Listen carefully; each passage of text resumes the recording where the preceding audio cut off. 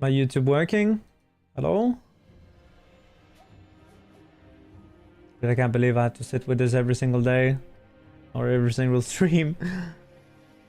Need to wait like 2 minutes to figure out if the YouTube stream is working.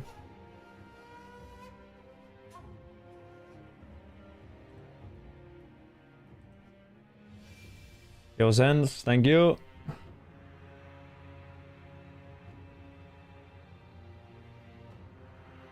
Sense, I learned about constructors today. How pog is that?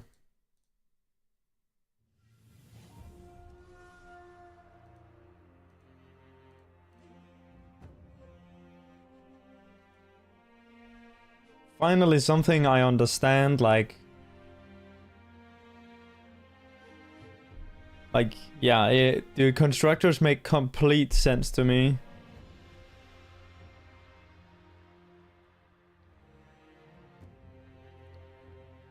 But maybe that's just Java's syntax being like super easy.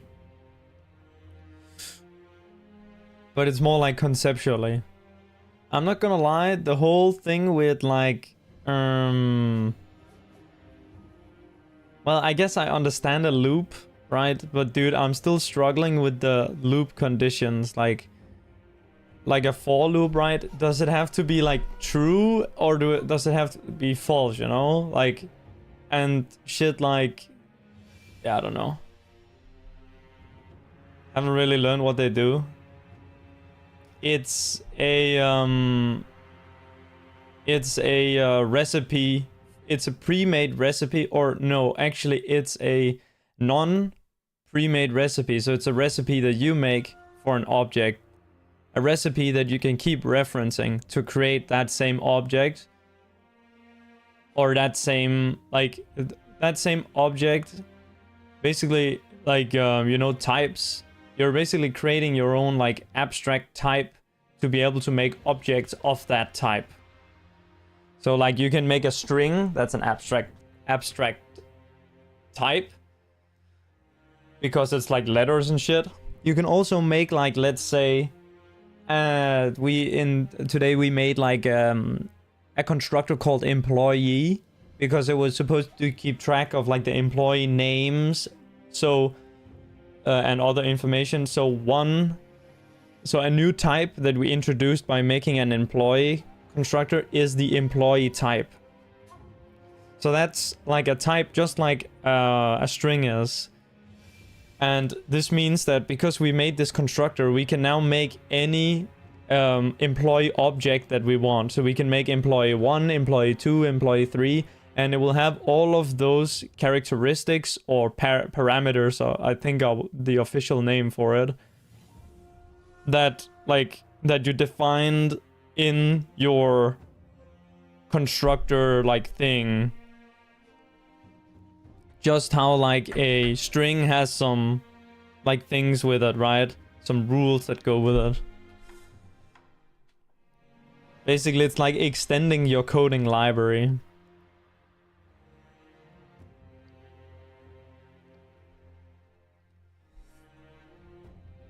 Dude, constructors are so cool. I love constructors. Dude, my teacher might be like, I said this before, my teacher might be like, you know, like he wears the same shirt every day. And like a Peaky Blinders hat, and he has no clue about syntax in like each language. But man, he's really fucking good at explaining.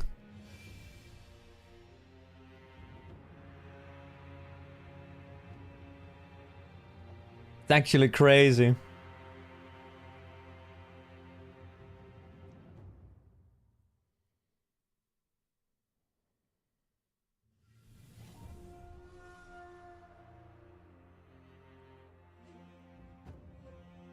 That's interesting though that you are able to do it without understanding.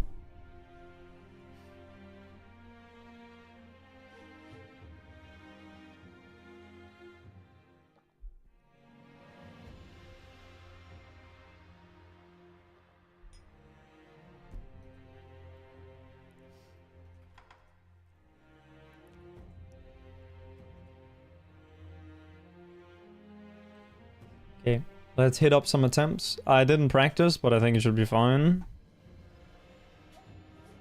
The run that I'm doing, in terms of what I'm doing in the run, is actually pretty easy.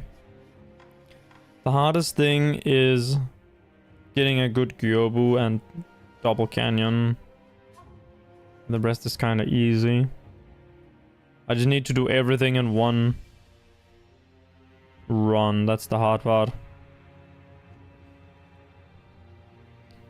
Need it for objects. May sound cooler. So you'll look it up later. Hell yeah. Yeah, it's like a recipe. Like when you're creating a constructor, you're creating a new recipe. And that recipe is now a type. Just like any other type, like or abstract type. Like your program might have, like we're using a library that has like line and circle in them as predefined types. You could in theory make like a constructor for the circle also, but then you need to of course like basically like make that whole code that's in the library, and there is a reason why that library is used, because holy fuck, how does it even, like how would you even go about doing that, like from like just numbers, like how would you, yeah, I don't even. Dude, these base like language things is like so crazy. Like the guys that made the tools, like it's completely crazy.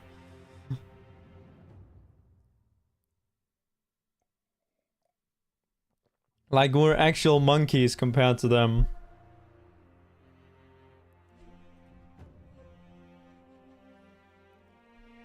Anyway, let's get started.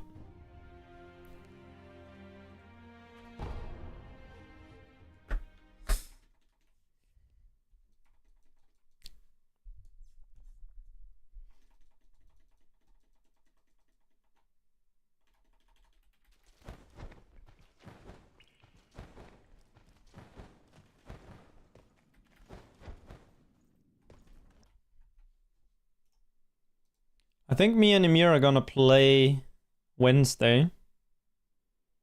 We haven't scheduled a date yet.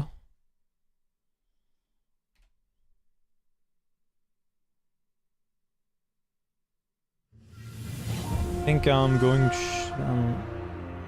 doing grocery shopping tomorrow and then do my match day after that.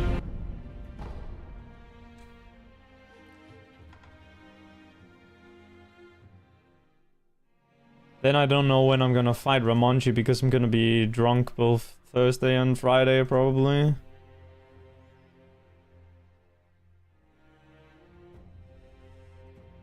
Maybe I'll play better then.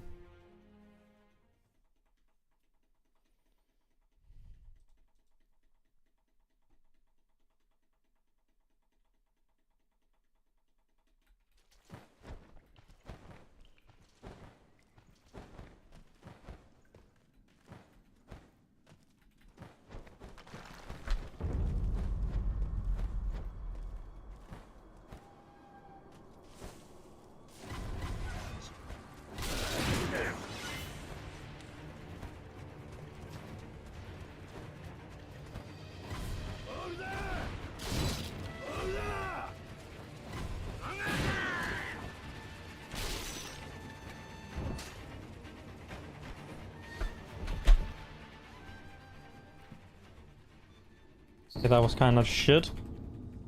Oh, half turn. Okay, we can keep it going. Window jump time.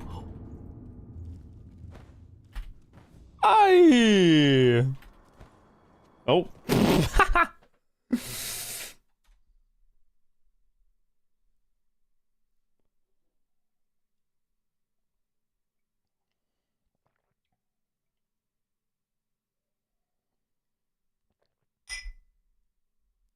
Clank.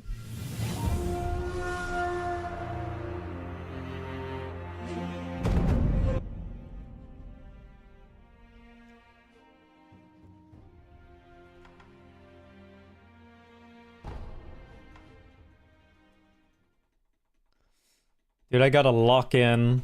I gotta lock in. Not so much for my own runs, but for the fucking tournament.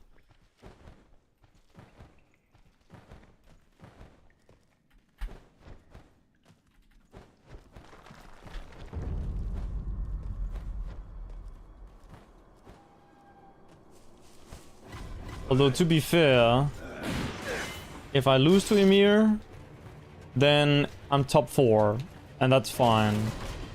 If I win, I'm top 3, and there's not that much difference between top 3 and top 4.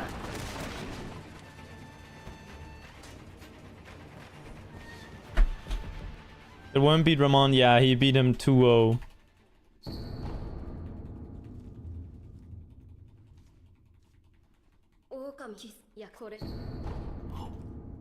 I think Ramon was having a bad day, I'm not gonna lie. Things weren't working out for him. But that's just kind of how it is sometimes. And Worm didn't practice at all, so yeah.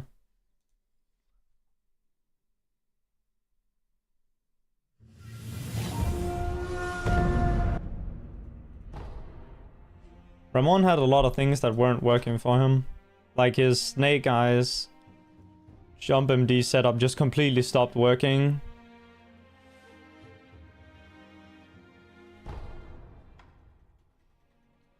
So he died.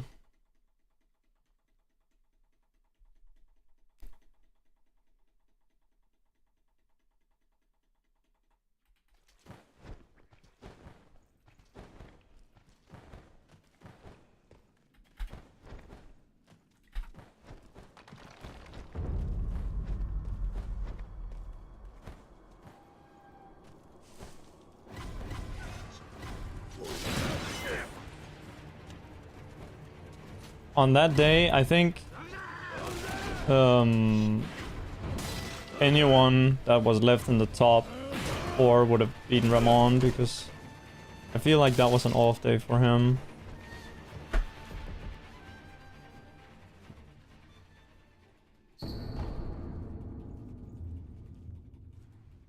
Not would have, but could have. What I'm trying to say.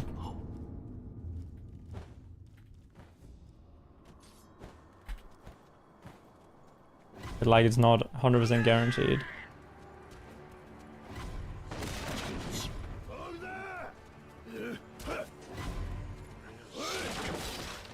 Ramon had a... Well, I might have said Worm, I don't know.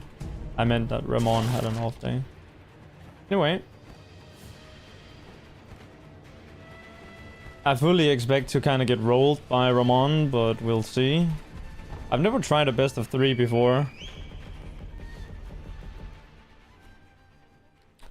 Hey Zero, hey Gilachi, thank you for the good luck. Dude, my tutorials are garbage right now.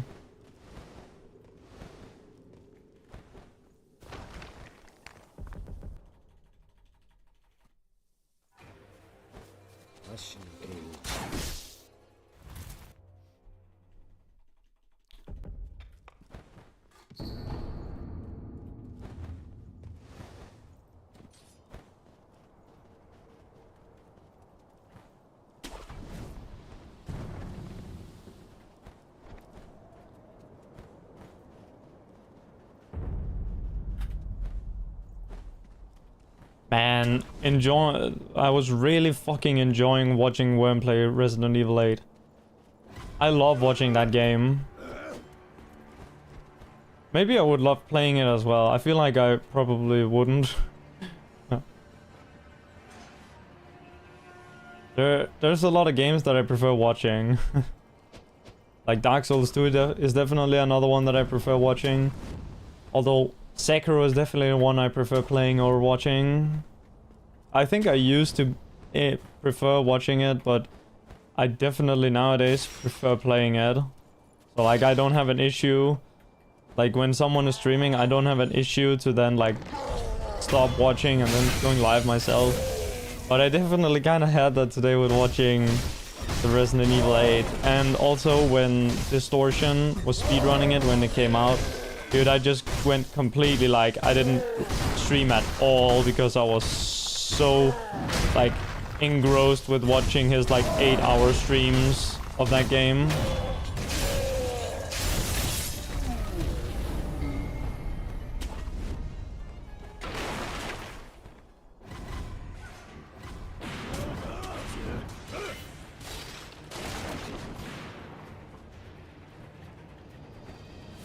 Also, I'm just in awe of how good that game looks.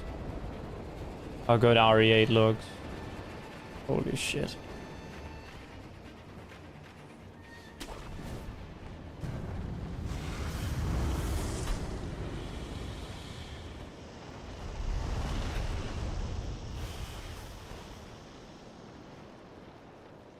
Every single piece of furniture in that castle is like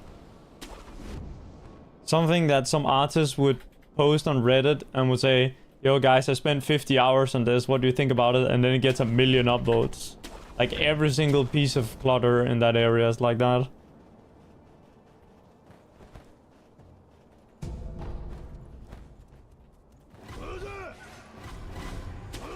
And there's like thousands of objects like that.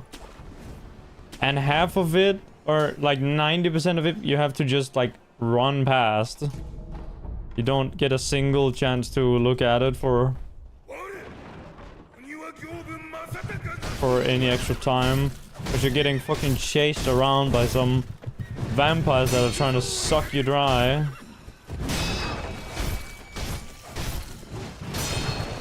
Actually a crazy game.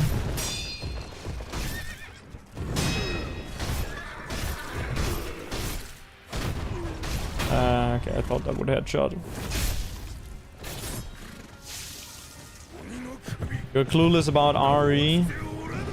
Yeah, I'm kind of clueless as well. Oh. 3, 4.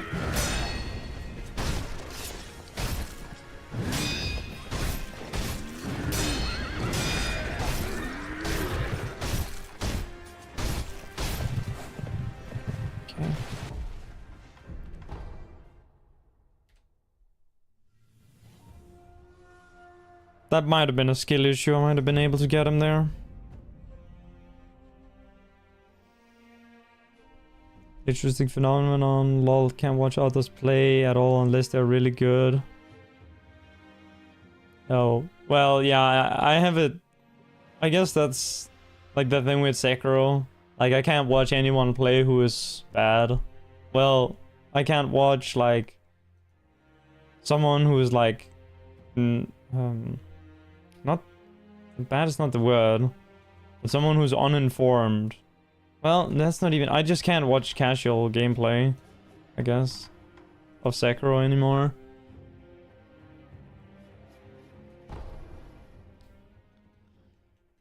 Because like most people in their casual playthrough is them being frustrated about like streamers. It's like them being frustrated around like about not knowing what to do.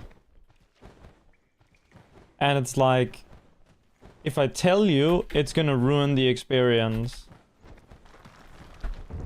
Because being told what to do in a Souls game defeats the purpose of the game a little bit, in my opinion. Because it's kind of about figuring out what you're supposed to do. Like, figuring out a boss weakness but on your own is kind of like a big part of the game.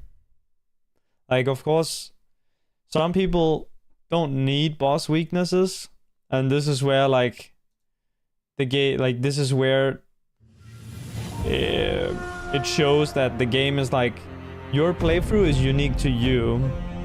There's no one correct way to play the game, and that's why if you're told what to do, or you're told like something about the game, like what you're supposed to do, then it's no longer, yeah, kind of fucks with it.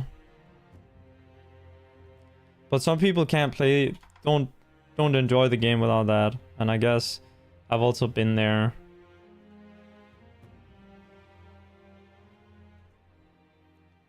It's difficult. These are not good games to stream your first playthrough of, in my opinion. But at the same time, if people want to watch it, which I think they do, then yeah, go ahead and stream it. I just think that your experience is probably getting worsened by it, even if you don't know it.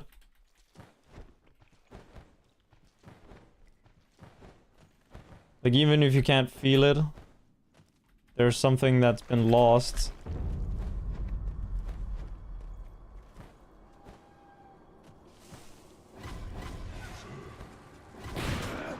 It's kind of a little bit like with people and like, I'm gonna say like discussion in like a very broad sense, or like on like any slightly like, you know, any topic that has like multiple sides to it. If you're fed what you're supposed to say, then it's no longer you speaking anymore, and the discussion is pointless to a certain extent. It's way more interesting to talk to someone who has their own ideas, rather than to speak to someone who's been like media trained or whatever, or like brainwashed, like trained to a certain, say a certain thing. You're way smarter if you go about it this way, I mean. I know it's like supposed to be entertainment, right? But there are still some like things you can derive from these games that can do something for you.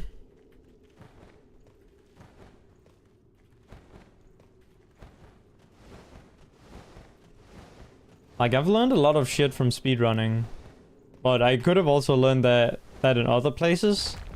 But I could have also just been speedrunning and not learned those things by doing it like in a dumb way that a lot of people choose to do, which is like just sit and hit their head against, bash their head against the wall and refuse to like rethink what they're doing. That's a good way to waste your time, waste your life away. Because you're neither gonna get records that way and you're not gonna learn anything.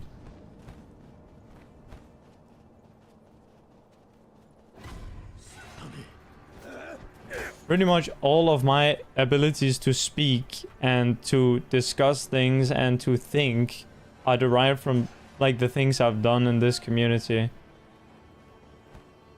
Like, outside of speedrunning, I never really talked about shit. I never really talked to anyone. I never really discussed things. I never really... Like, I never went on any, like, public forum before or talked to people before this.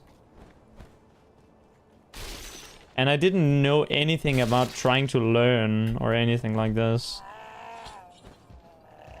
So if you look at me and think, like, maybe there is, like, something that I can do that you would like to do, then, you know, you can do it if you try.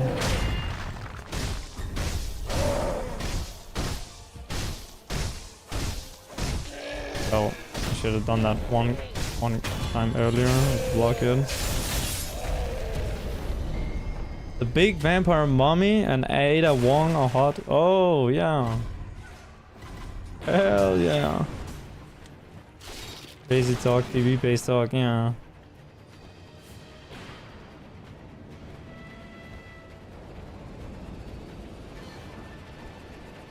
I don't know if you guys know this saying.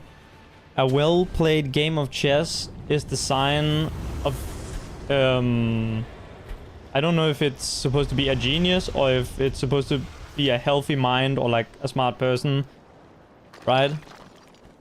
But essentially, like, a well-played game of chess is the sign of, let's say, a healthy mind, but a masterly played game of chess is a sign of a wasted life.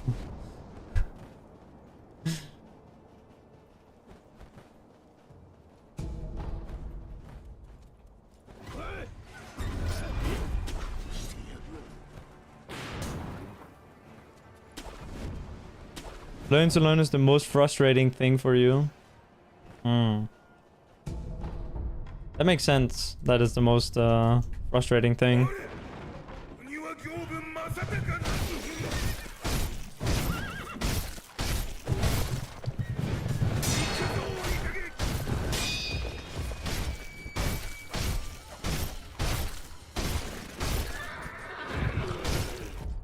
this reset. First time hearing. Yeah, I guess it's mostly used in like... Not really used in the chess world, but it's used in like...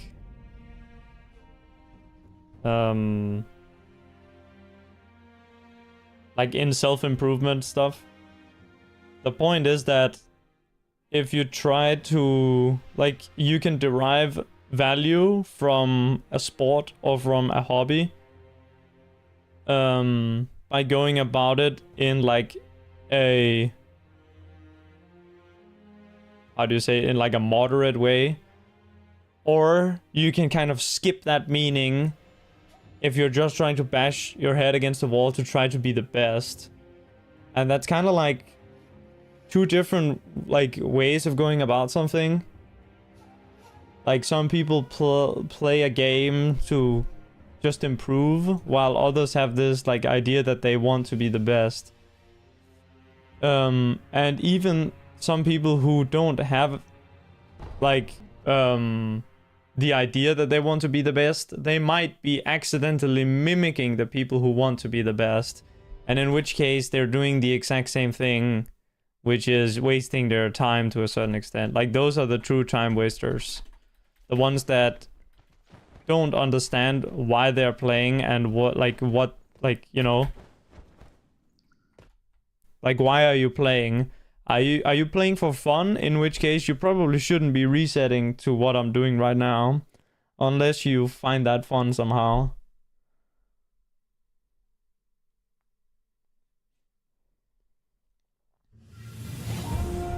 Like, I'm very conscious that, like, I'm trying to be the best player, right?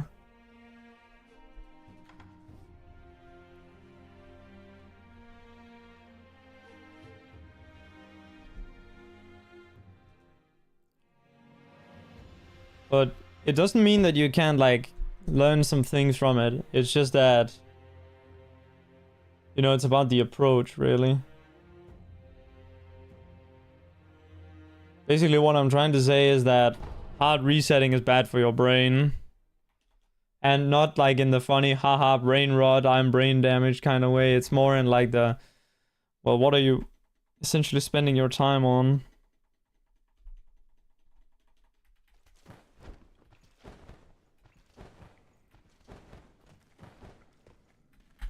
I used to reset so much, man.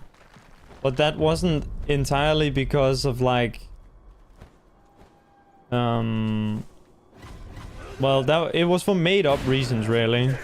Is what I'll say. It was for unnecessary reasons. Unlike right now, these are... Like, there is actually a purpose right now for these resets. And my movement is so bad, actually.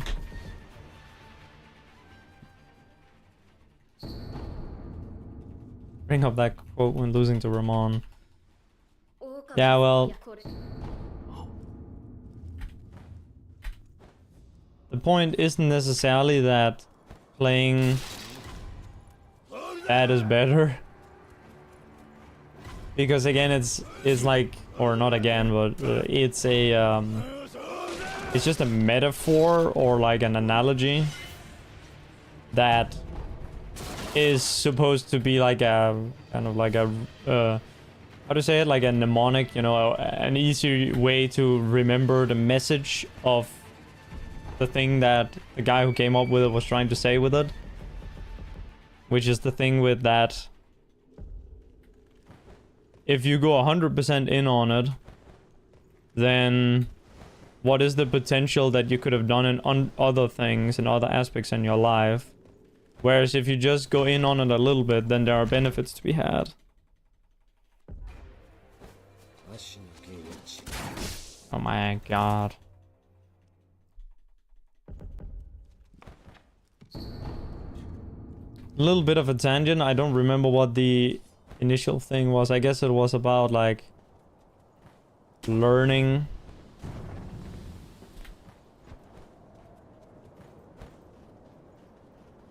I can give some like pretty concrete examples. Like, okay, so for one is I got Well, I did have like, I do right now have a little bit of a crisis in that because of the people I speak to, my English has become worse over the years. Like my spoken English is worse now than it was like 4 years ago.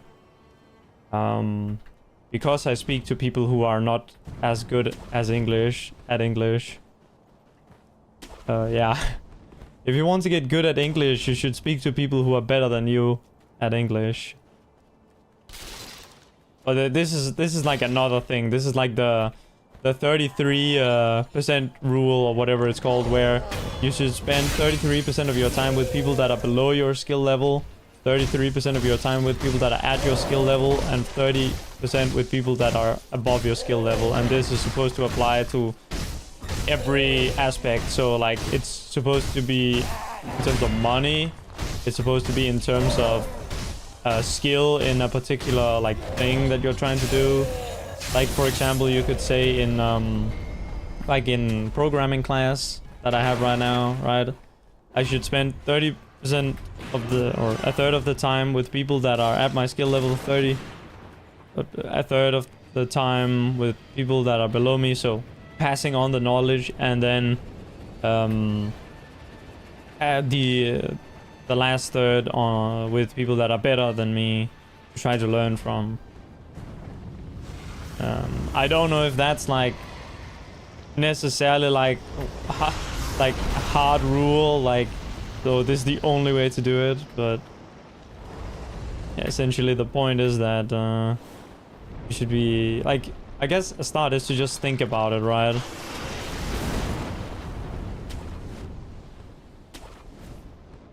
And it's also baffling to me, but it's apparently not baffling to like 90% of the people in the community. If I spend 30 minutes writing a comment, I'm weird, but if someone spends 10 seconds typing some absolute bullshit, it's not weird.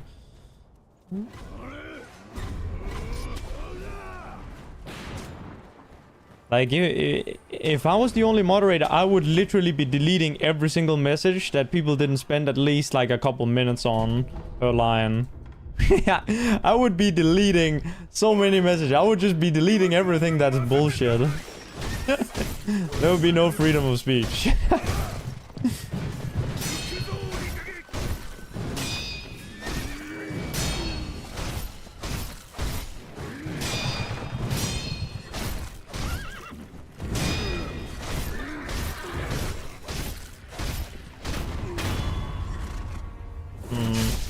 Yeah, this is kind of slow. Whatever.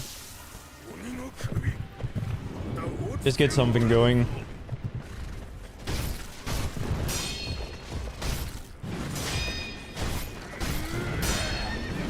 Actually, I think it's 5. Well, let's just say 7 there.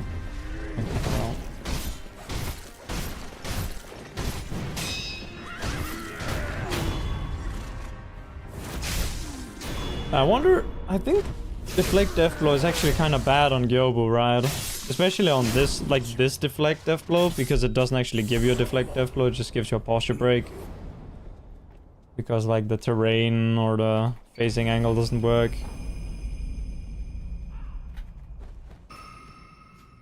The final hit of the triple slam is decent because I guess that one is actually good. Yeah. This is quite bad. Holy shit.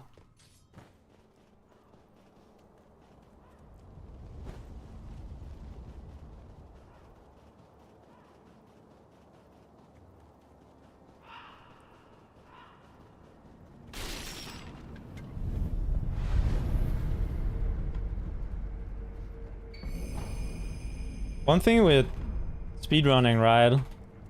One thing I learned is that there's like a lot of things that you don't know. So like I thought I knew everything, but then whenever I actually do what everyone knows that you're kind of supposed to, which is like, okay, check like your time versus like the ideal way of doing it or whatever.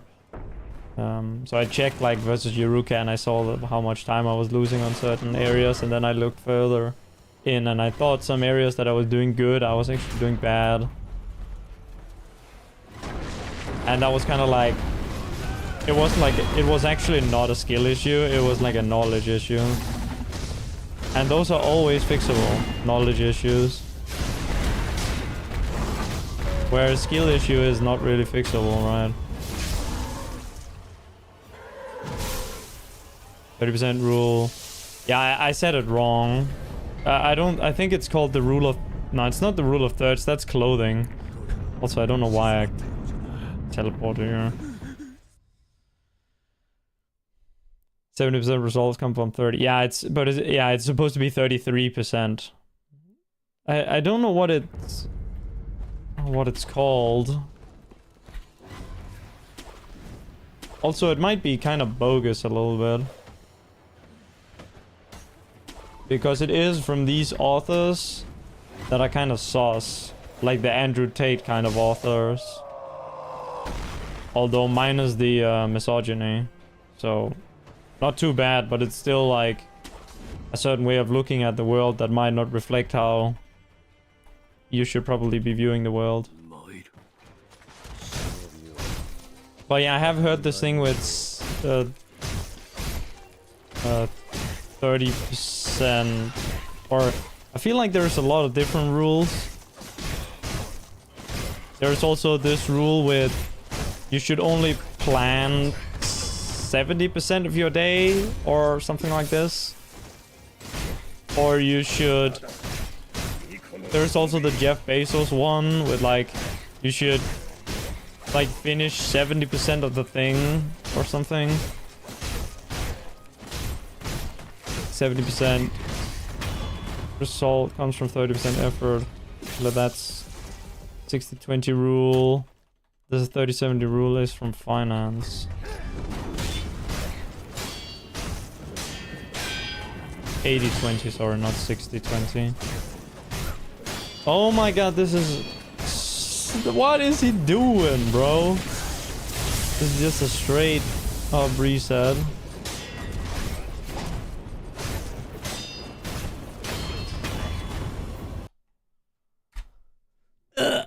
Okay, this is warm up.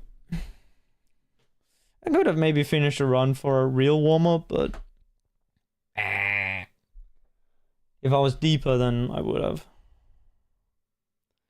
Convinced they're all the same thing, just slightly repackaged. Yeah, I think, as I kind of said earlier, the line itself is only supposed to be a mnemonic. So like a rule for remembering for an actual like useful thing, and that thing has to be like long. So like the chess thing, right? The one-liner itself is only supposed to be a way to remember the rule or the message, and the message is quite long. It's, you know, the whole thing with the effort that you put in.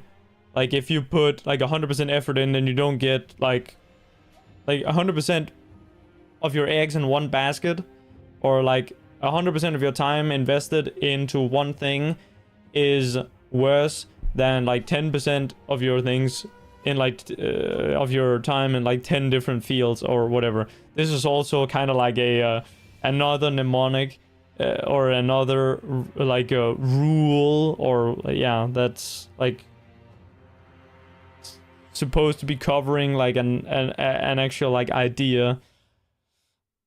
And I guess the idea is that like after a certain amount of time has been spent in a certain thing, then you have gained most of the things to learn from that. There is still more to learn in that, but there's still even more undiscovered fields where you can learn some from that might be useful in ways that you don't know yet. So that if you keep spending all your time in one place, then you won't make all the progress in these other fields that you don't know could potentially have benefits for you. It's like why people branch out into different things and why everyone doesn't just work on one single thing. It's a good thing boredom is a thing. If people never got bored of what they were doing, then everyone might just be like stuck on one thing, and it would be quite like, we would be quite static as a human society in that case. Like imagine if Elon Musk never branched out into electric cars from like payment methods. We wouldn't have EVs today. I like I know current Elon Musk is kind of sus, but you know, Elon Musk with when Tesla came out was a pretty important milestone for the world. And then he like suddenly got an interest in like fucking rockets, and by extension of all that, he got interested in tunnels. So he made the Boring Company, which like kind of made the idea of like what did he call it? I don't remember. Like the tube, like the vacuum tube, where you could travel faster in. And I think that's actually like something that the Chinese have been doing some stuff with. So like, we need people to branch out, to learn more, to attain knowledge. And that's why a masterfully played game of chess is just the same as if Elon Musk had kept doing payment methods. We would have never had EVs, electrical vehicles, or at least not yet, in the same way that we have now. Yeah. Here my garage just bought this new Lamborghini. Yo, yeah, what, dude, what's his name? Oh, was it like...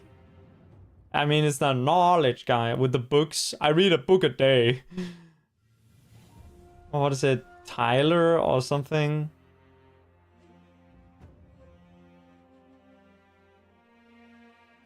But do you know what I like a lot more than this new Lamborghini? Knowledge.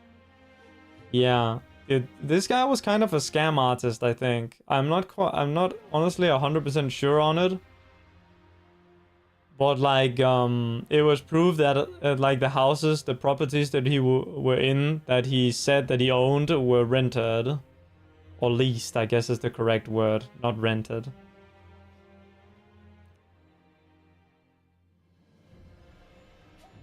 That being said, even these like scam courses you can still learn from. That's why people defend them. Because it's like people who hadn't tried it before. Like you can learn it for free as well, so I'm not saying it's a good thing. I'm just saying that, you know, some people can get value out of it.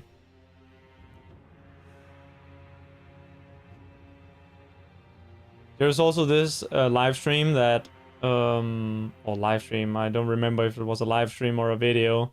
But there's like, I watched like the full thing. Like a 20-minute rant or just like banter between like Andrew Tate and Tristan Tate, his brother, where they were talking about courses. And, you know, like they were literally talking about courses kind of being scams. And he bought a course for like $500 on how to drink water as like a joke. This is like a long time ago, by the way. It's like 3 years ago, 4 years ago, 5 years ago. I watched part of the course, like someone leaked the like the business course that he had. There's actually some good advice in there. It's just like not worth it because you can get it for free, right? Some people say it's a scam, like Coffeezilla said it's a scam. I don't actually think it's a scam, it's just a bad deal, like. But I could be wrong because I didn't watch all the content.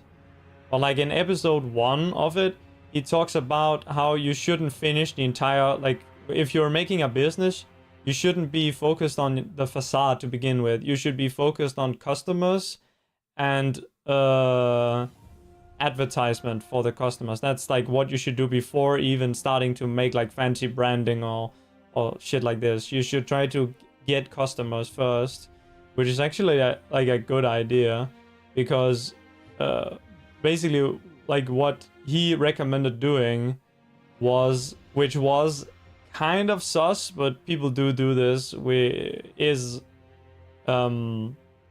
advertise for the product and then buy the product after you have gotten interest on your social media. So basically he was saying to create like 10 different businesses that weren't like real businesses yet. Then whichever picked up traction, you would then pursue that business. And then after you have customers who are interested in it, then you can start buying stock and like stocking up your products and then you can do your branding after the cash flow starts. Which is like actually like good advice, although his direct example that he gave is kind of sus. He said that you should start emailing people saying that, oh, the orders are delayed even though you haven't bought them yet. So I mean, it is kind of like very sus, I'm not gonna lie, but I mean, you can sort that part out because that's not necessary for the strategy.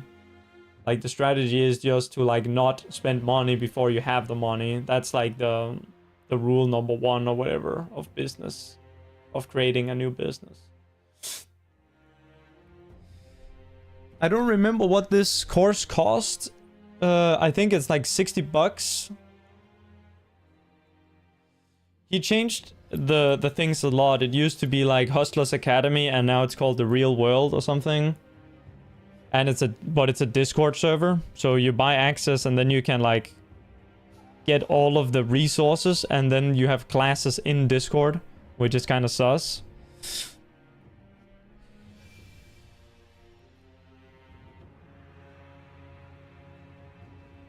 But yeah.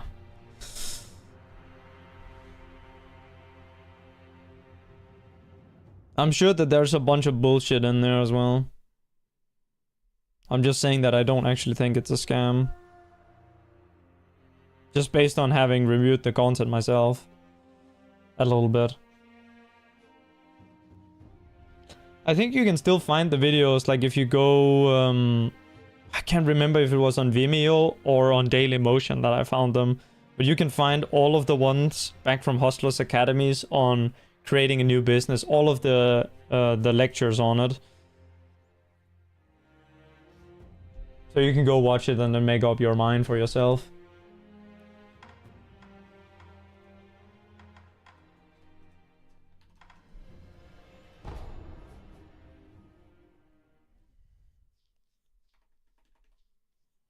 But yeah, this was another case where there was like this saying or phrase, a rule that in itself doesn't say shit, which is the thing with don't spend money before you have money. Like, this thing can be interpreted in a lot of ways, but basically, again, it's just a mnemonic. It's a... There is a really good word for this in Danish. It's called a remembering rule. So that it's supposed to be a rule that you remember so that you can remember a larger, like, idea that hides behind it. Like... The phrase in itself is not supposed to be used on its own. Or it is, but when you're using it, you're just referencing. Like, it's exactly like when we say double canyon, we don't want to say, oh, are you doing the skip where you jump, where you do this delay jump off of this particular stone in the canyon area? Like, we just say double canyon, and so double canyon has like more text inside of it, if that makes sense. Like it's like it's like in programming, you know. It's like a variable or a function or some shit, I don't know. So all these sayings are useless unless you read the original context in which they were given. So basically you need to buy a book. Yeah.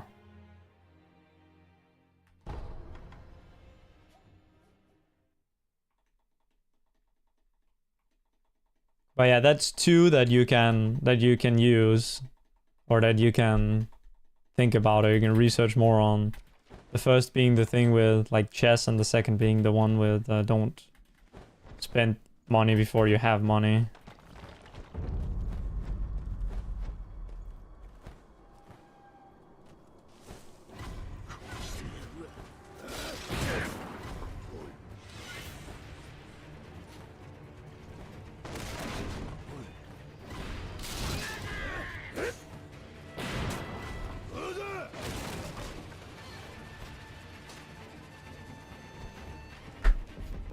Nice.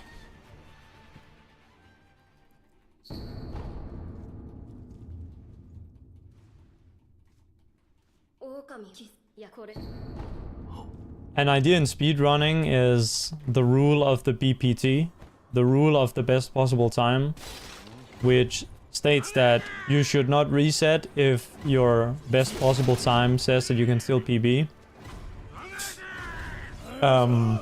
This is not because you could technically PB, but it's a way to decide when you should reset.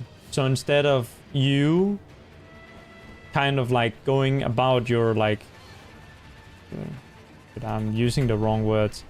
Instead of you just kind of arbitrarily choosing when you want to end a run. So like, okay, you have a bad section, you get frustrated, and then you end the run.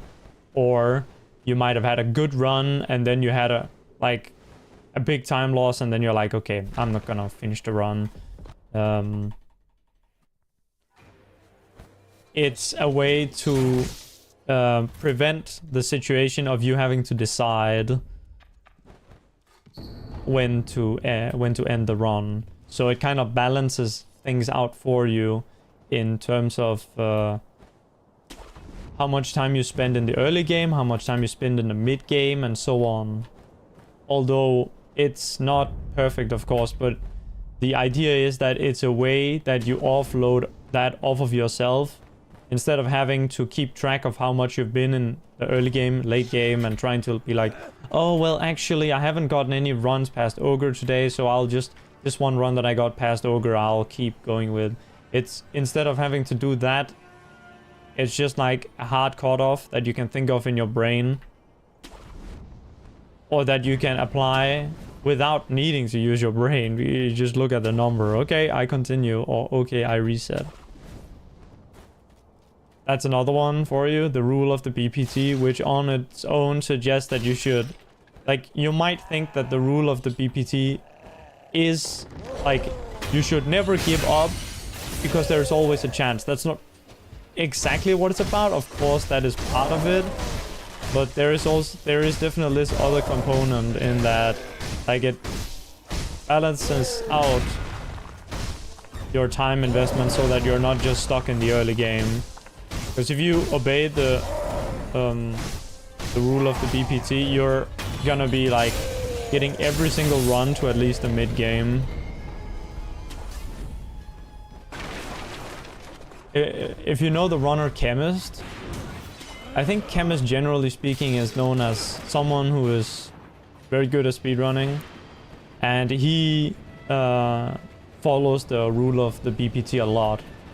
So he'll continue runs that look awful if the BPT is looking like he could still PB.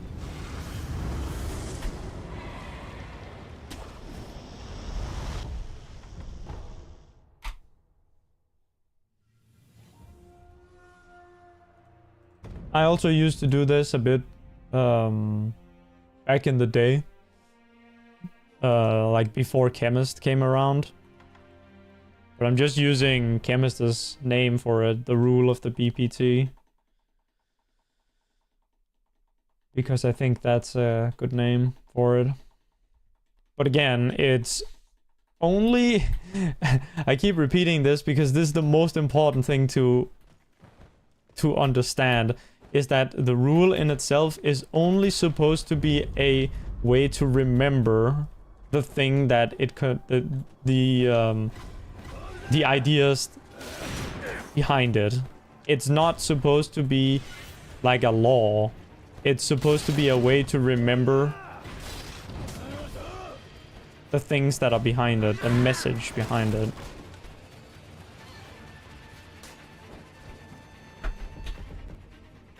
Dude, my tutorial is so bad. Holy shit. Dude, I have not gotten a single run where this guy doesn't turn.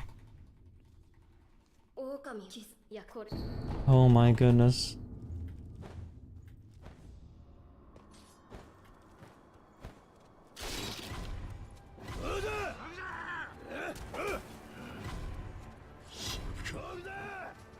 So more things we can talk about, guys. I'm running out. I'm kind of literally like just yapping about random shit right now.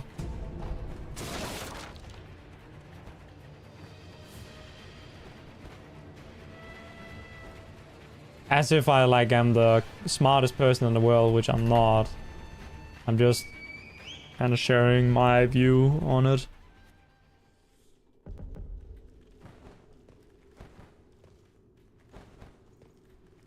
There's definitely a lot there that you can like disagree with, because like also the rule of the BPT, right? It's like if you use the rule of BPT, it's so hard to get a world record because you're not going to be resetting enough to get good enough early games to be able to get those records, really. Like you could, but it doesn't like, there's no like math or how do you say it, like probability statistic stuff in it that is like accounting for like anything. So it doesn't know, like it doesn't know that you need a specific type of early game to be able to realistically attain a certain time, for example.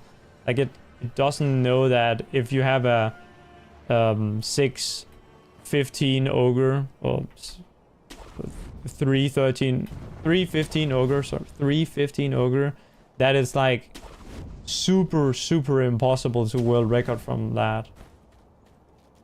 Like it thinks, okay, well, you just lost 5 seconds, so 5 seconds here is the same as if you lost 5 seconds on the final boss, which it's not. Like early time loss is a lot worse than late time loss, because with early time loss there is chance for more time loss later, whereas with late time loss there is not as much room to make time loss after that, right? So if you could choose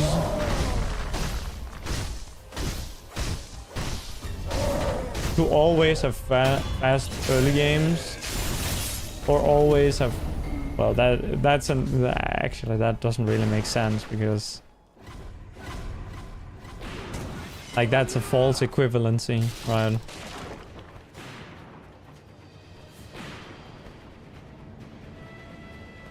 But yeah, like if I have completed a run, right?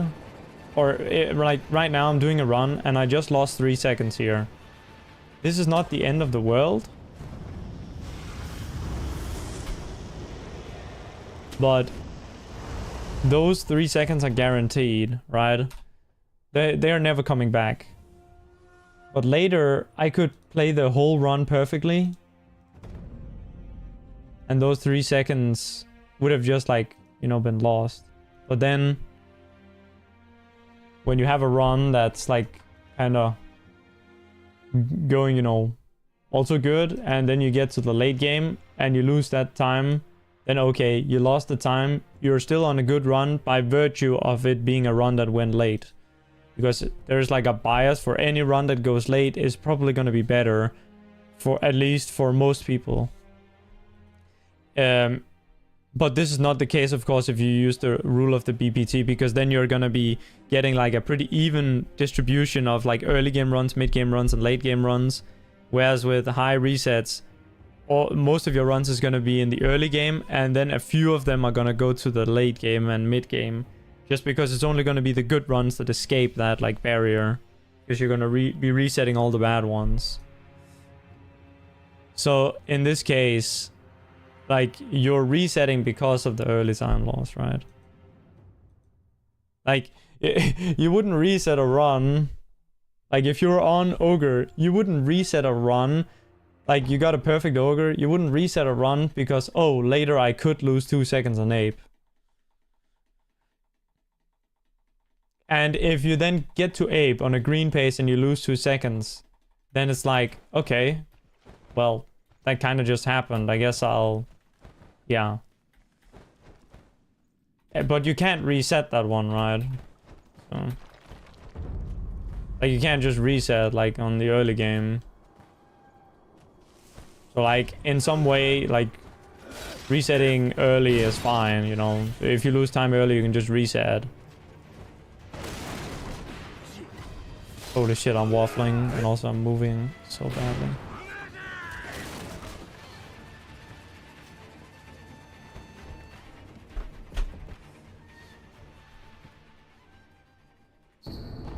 Oh, he didn't turn.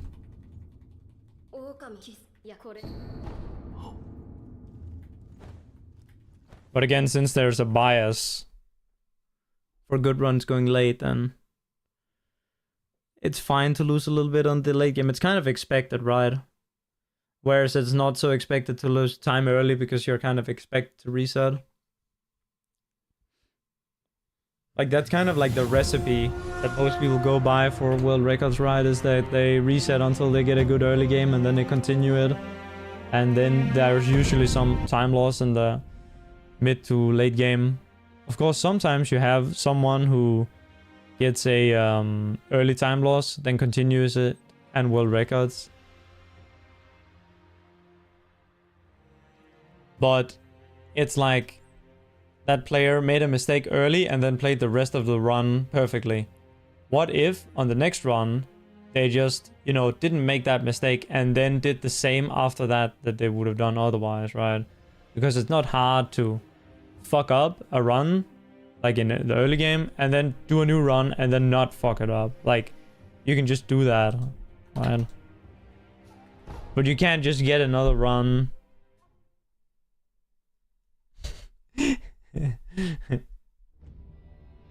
You can't just get to Ishin all the time, okay? It's hard. Holy yap session. Guys, say something. say something uninteresting or something. Say something stupid, please. Something stupider than what I'm saying, which might be hard, but just so we can get off topic again, because I don't think I'm going anywhere with what I'm saying. I'm kind of just mixing some things that are obvious in with some things that are kind of like, yeah, okay. I need to take a fucking shit. Let's see if he turns. Oh my god, he didn't turn. Okay, well, guess I have to wait. Yeah.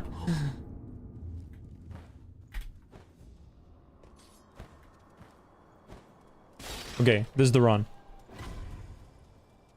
Oof.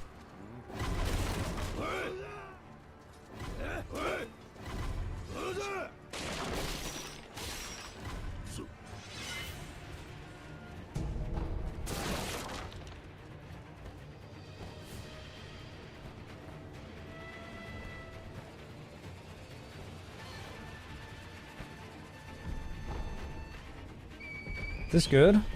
Oh yeah, this is good. I think this is a 37.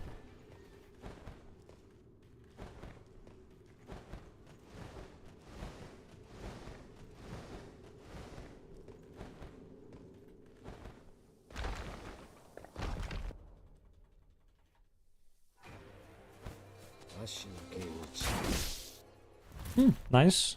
Oh, actually I'm mid 37. That's good.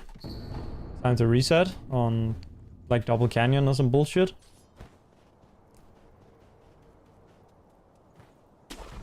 Hey Tommaso.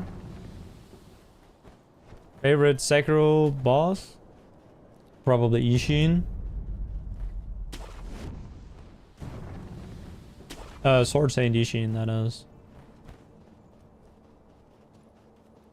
Owl is cool as well.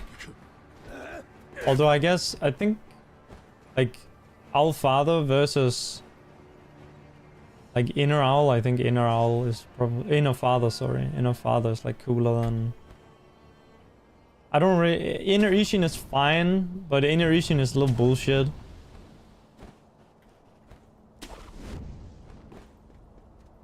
It's not like a bad boss, but I think the regular Sword Saint is better, in my opinion. He definitely does some cool moves though. I just really hate how on phase 1 he has this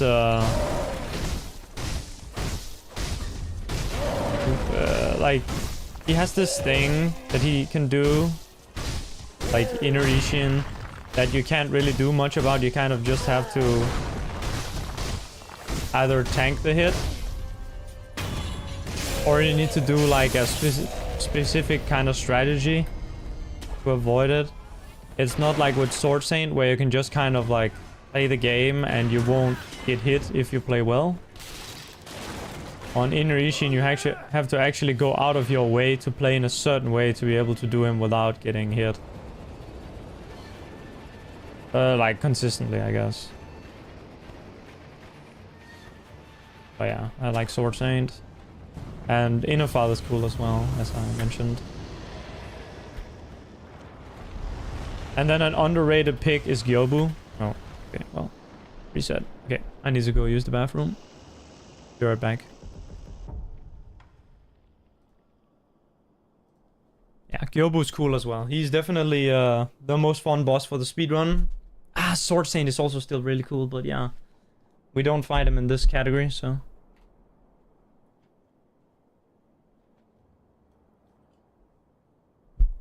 I know you said not in speedrun, but I still had to add that.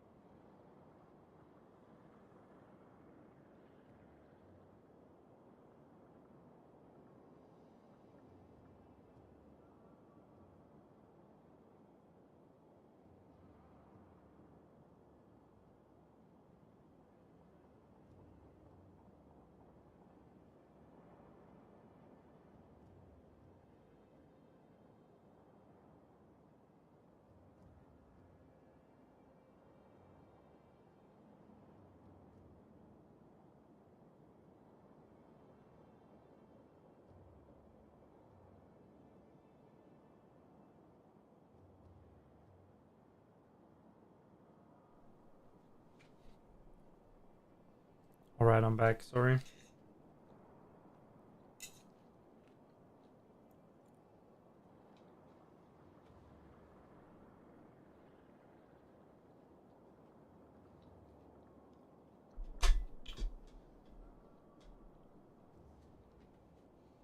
Okay.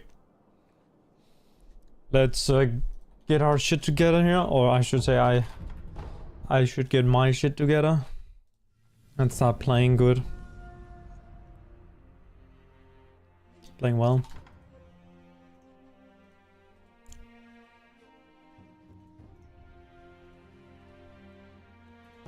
Honestly, I should probably have quit when I got the 28-26, but because the run has a death, I feel like I could improve it, even though it is still real good.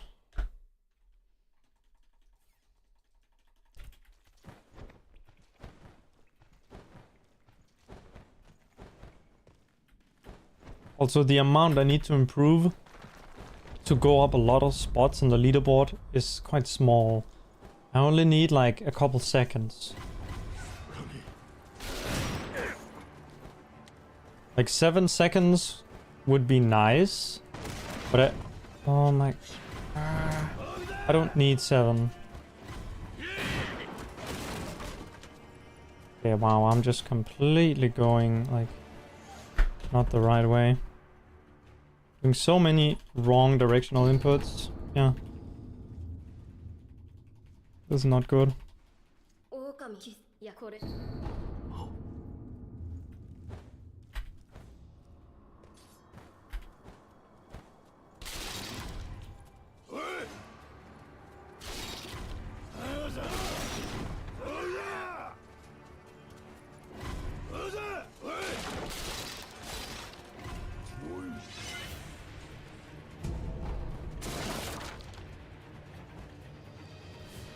Oh my goodness, I am Mario.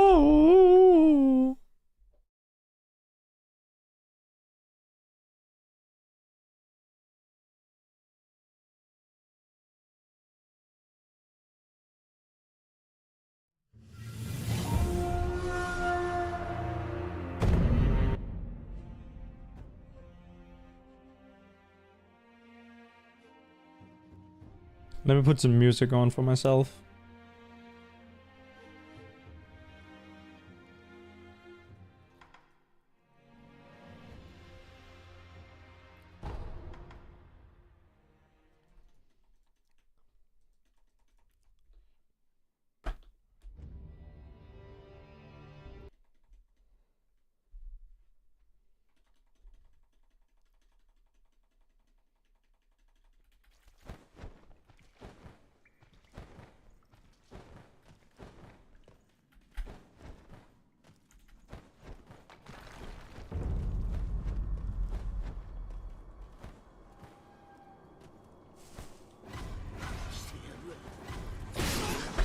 Okay.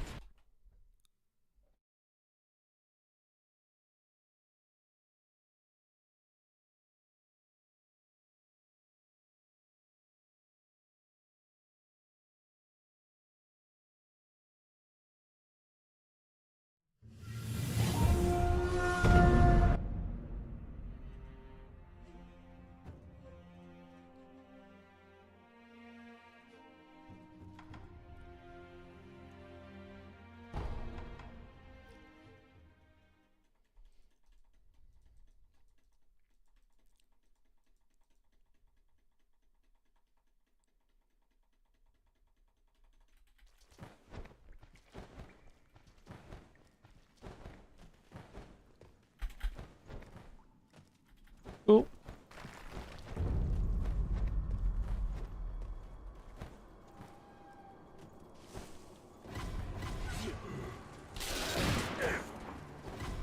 I wanted to go the other way, but this is okay.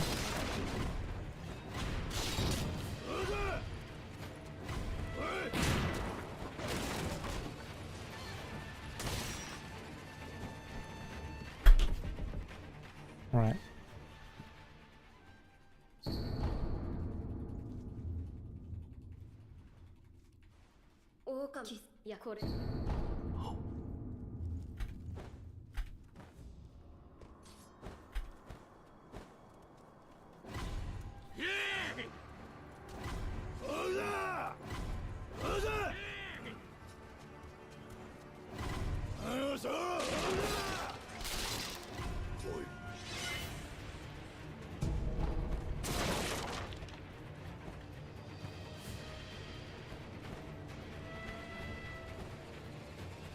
You know, I think I'm actually at the point, right, where the solution to my problem is to play a lot more. I need to do way more attempts than I'm doing.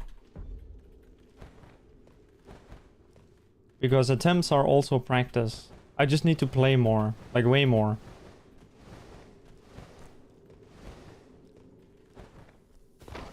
Not just dumbass practice on like the same bosses over and over again, but actual like attempts.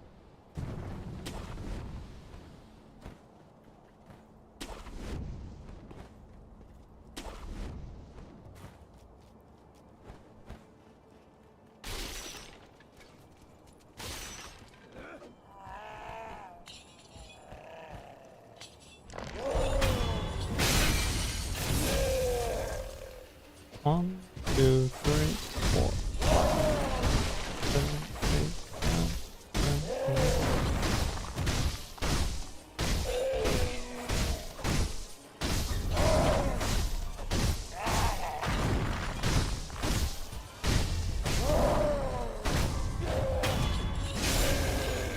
I didn't actually realize that would kill him. It's fine.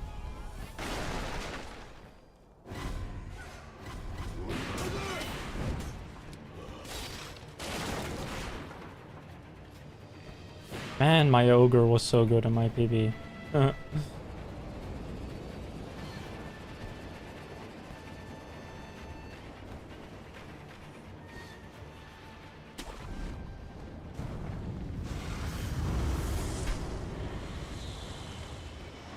That's the thing with saving time on early game, like it just puts you in such a good spot to do the rest of the run from, compared with like early time loss.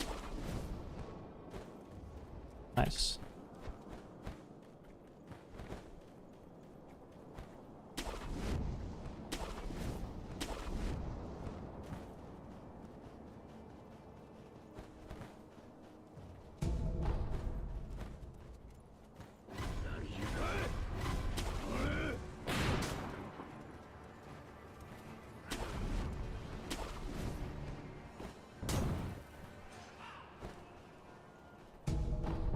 One,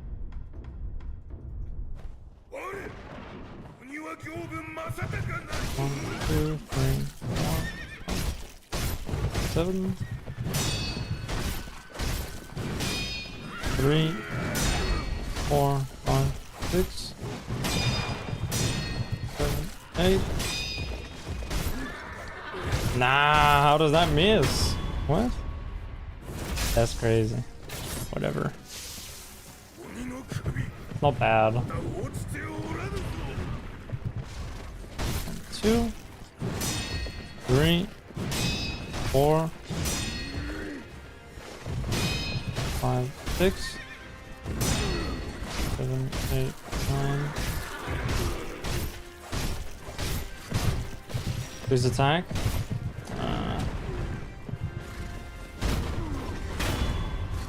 This is continuable, but it's not good. Damn. Quite bad, really. I feel like I could have headshotted him from there, but I wasn't in the right position. Like after I staggered him. Oh my goodness.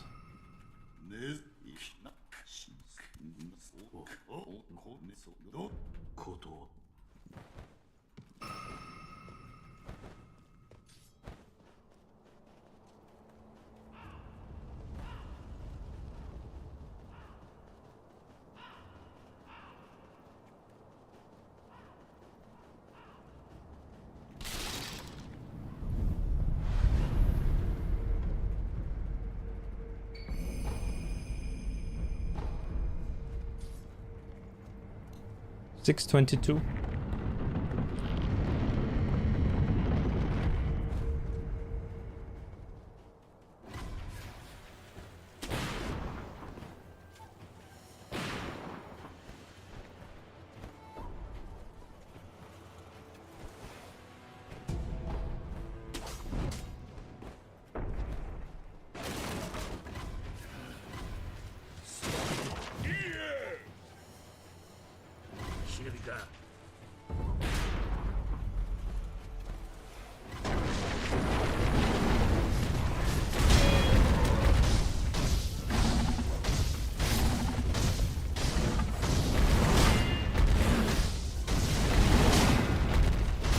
Nice.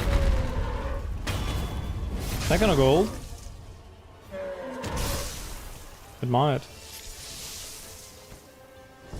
Close.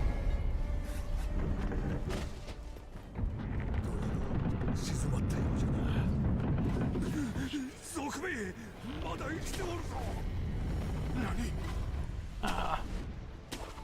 Could have been better.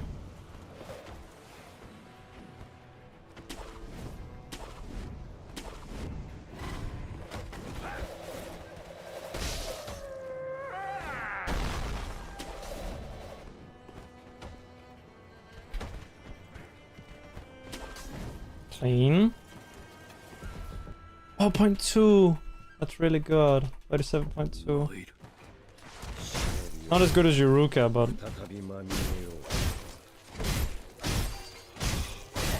Yuruka is also just extraordinarily good at this part of the game.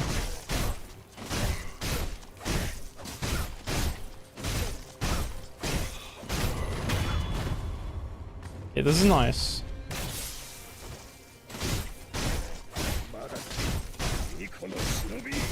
If we keep going like this, there's a chance.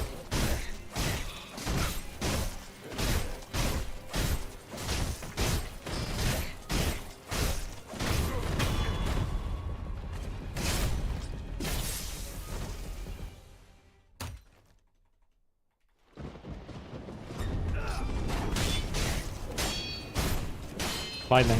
Thank you. 1, 2, 3, 4, 5.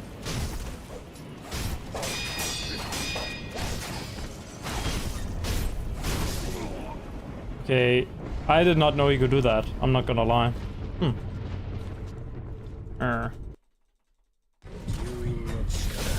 Wow. Okay.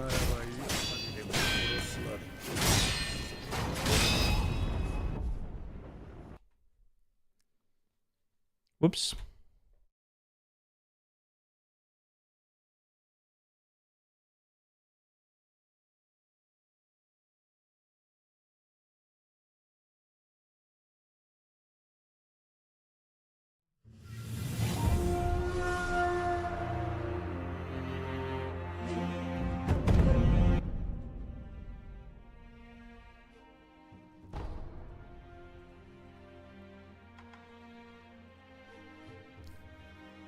That was actually a little bit better than I had anticipated, though.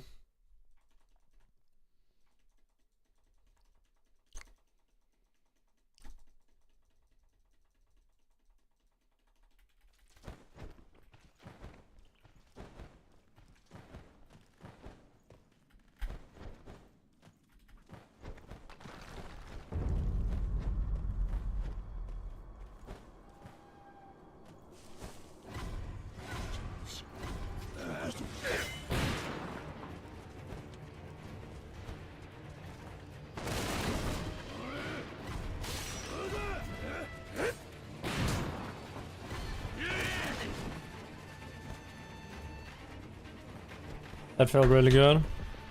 Yeah. Yes.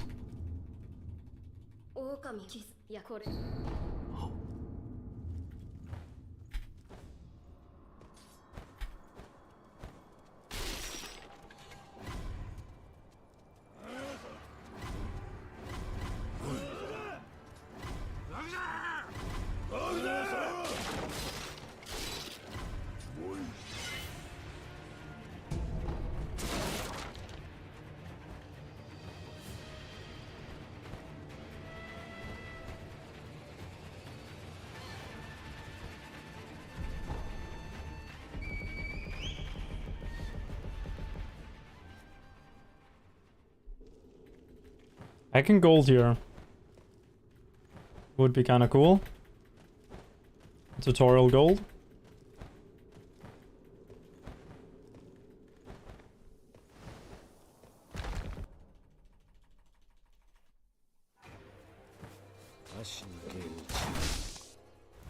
Oh my god, that is so close.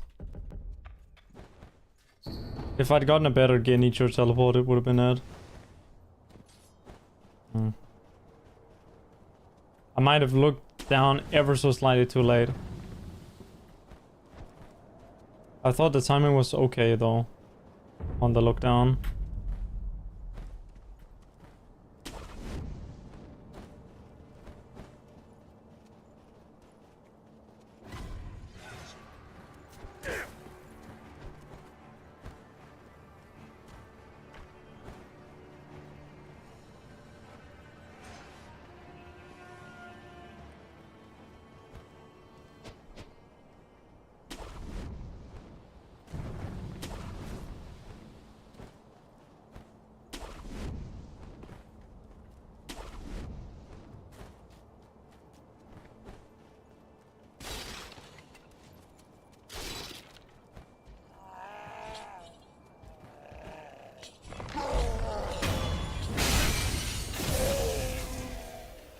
One, two, three, 4, 7, 8, 9, 10, 12,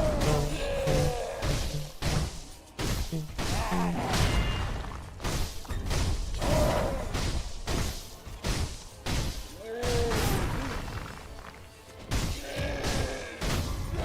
Not too bad. Even though I got hit.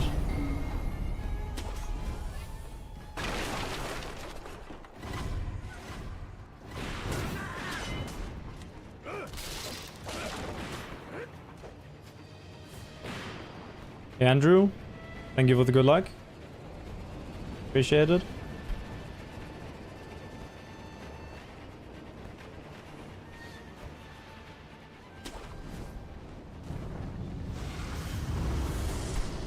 Nah, okay. Unfortunate.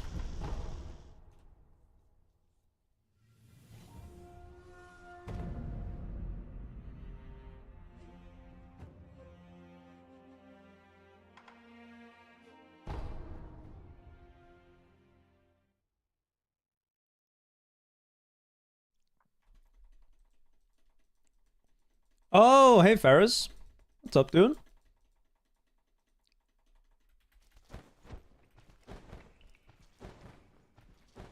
Oh, did you get a 2-second PB? I did see you posted a PB. I didn't see that it was only 2 seconds.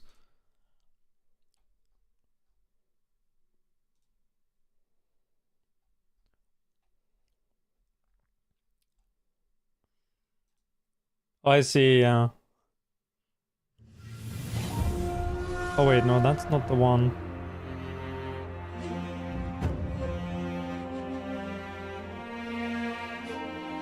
Wait, 2-second PB?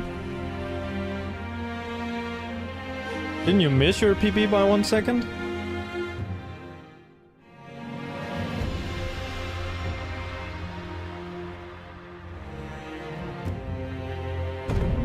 Centipede tutorial? And the next one was 35.57. Alright. So we're going for 34. Nice.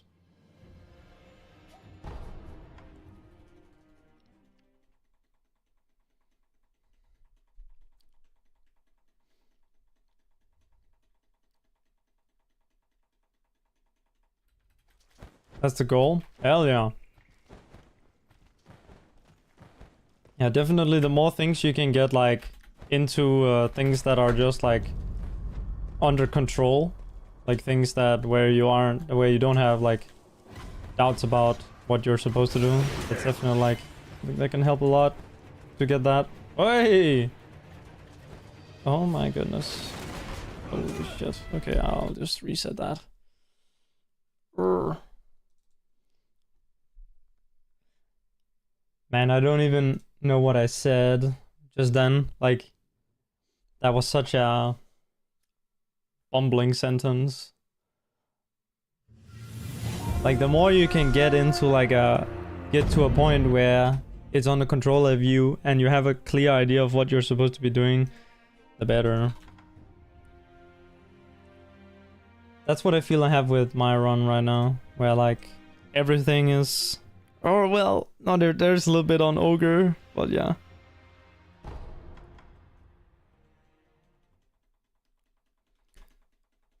Seen many things you can improve on? Well, yeah. Yeah, a lot of the time the improvements can come from just playing. Like you get better at the game, pressing the buttons faster.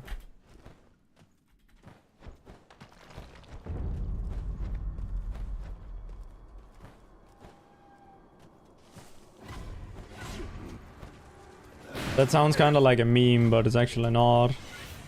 Like on death blows, for example. Like knowing exactly when you can press. And that's like not something you can like learn, that's only something you can figure out by like playing. Like an example of like free time save, or not free, but like that's something that just comes slowly the more you play.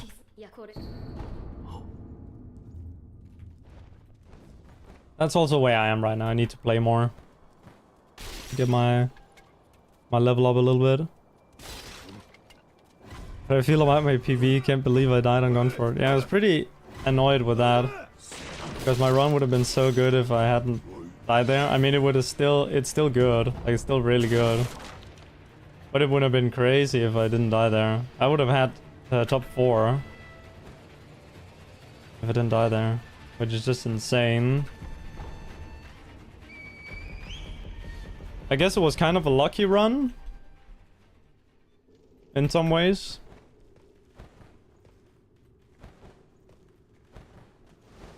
Had a perfect ape, had a good Ishin.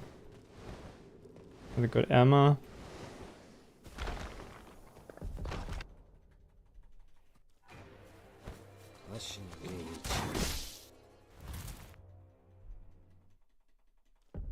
Cave before Senpo, you grab that Akko.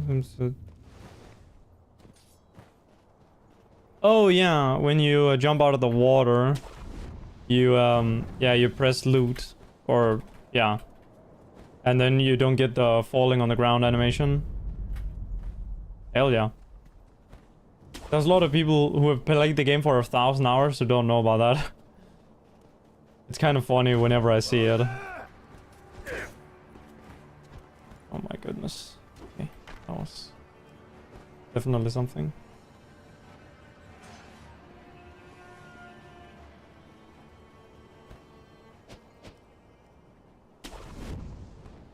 Another thing is that if you look down, you can pick up those Akkos faster.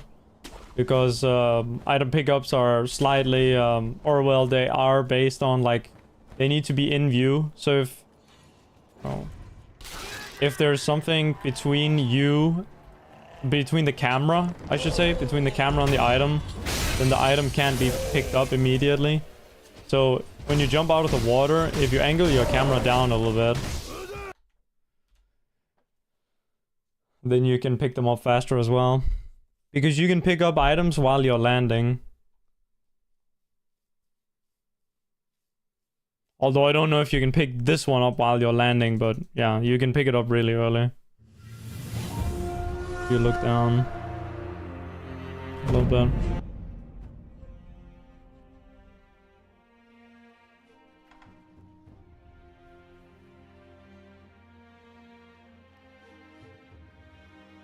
This is kind of fresh off of the press, as you might say, like fresh out of the lab. This idea that landing on top of an item lets you pick it up faster.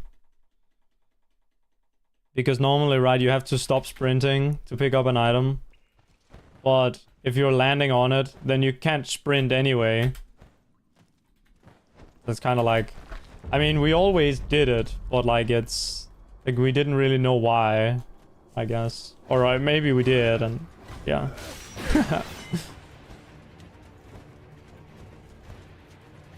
We always used it on, you know, that one, Yash. After the dying monk in the hidden forest. when you drop down and pick that one up, you know, you always land on top of it and you get the pickup really fast. So we always did it there. And then recently... Okay. Recently people have been like trying with the one you pick up before bull, trying to do the wall jump in a way so that you land on top of the pickup instead of landing next to it and then having to take a step. Because if you land on top of it, then you can pick it up while you're still landing. And you can save like a tiny, tiny amount of time. I mean, it's absolutely nothing, but still. Time save is time save.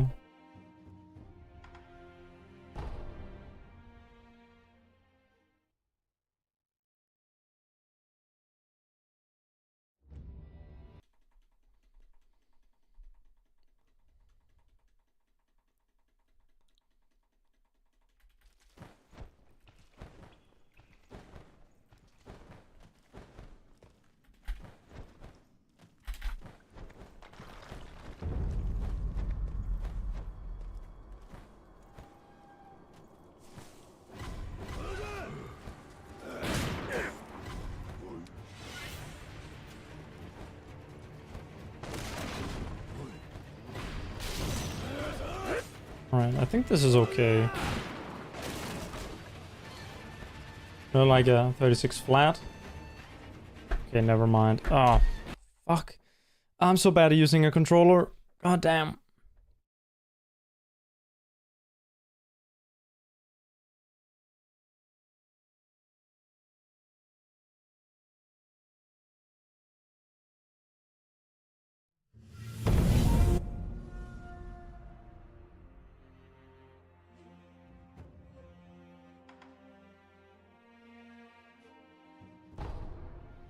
Fast path for 6 ash. You grab the one in the tutorial, Yoba, and then Senpo Temple for 7. Wait, where is this one in Senpo?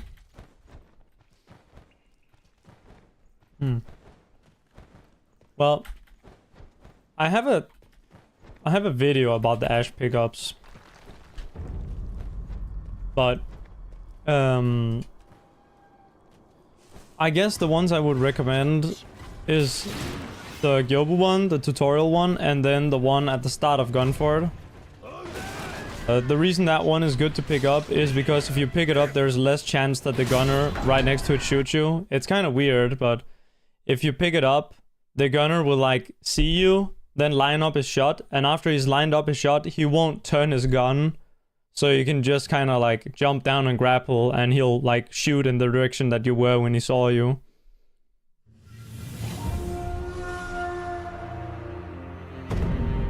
Whereas if you do the regular pathing by just, you know, jumping down there and getting the grapple, there is a chance that he can just not like aim his shot while you're like at medium distance and then first do an attack when you're close, and then he can do a quick shot which can hit you. So it's actually like beneficial, like it has a secondary like benefit to pick that one up.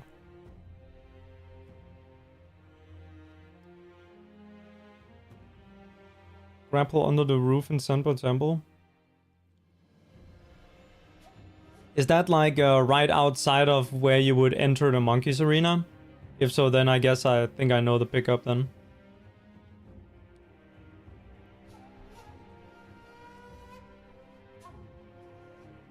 Didn't know that one was an ash.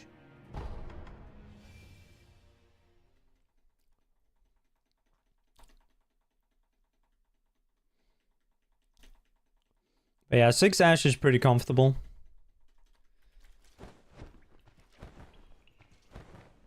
Five ash is also comfortable, but you don't save any time by doing 5 ash. So, well, you save like a quarter of a second. Yeah.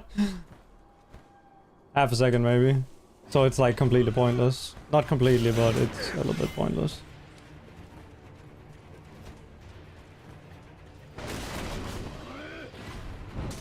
I say that, but I actually do like 5 ash, because it means that you can use an ash on Roberto, which makes him brain dead easy. Compared to like the strat that we do with like buffing inside the arena, because that one is a little bit complicated, because there's like 5 different RNGs.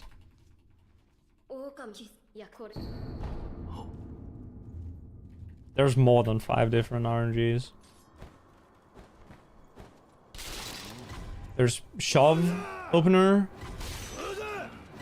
There is 2 different overhead openers.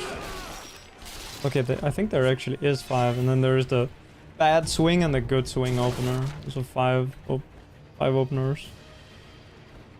And there's only 2 patterns for the entire fight for the Ash Roberto strat, where you throw an Ash directly at him and then you can hit him 7 times for free, and then after that he'll either do a swing or he'll do the upper, like the vertical downward slam. People use Ash. Well, it's like something that is like a beginner strat, because 4 Ash on Monk is really hard. So you kind of need to pick up 6 Ashes, because picking up 6 is faster than picking up 5. And so a lot of people, or some people, well, actually not a lot of people, because people are kind of, they don't like doing alternate strats necessarily, because it's also like they're not really that tried and tested. But yeah, what you would do is you would pick up 6 Ashes, right? And then you would use 1 on Roberto and 5 on Monk. And again, the reason you would use this on Roberto is because it simplifies the fight. But it's also like, it doesn't really do anything except it prevents time loss. Like if you're not quite sure what you're doing on Roberto with the Mikiri strategy, then it prevents some time loss, but it's not like it like saves you from the run ending, so yeah. 1, 2, 3, 4, 5, 6.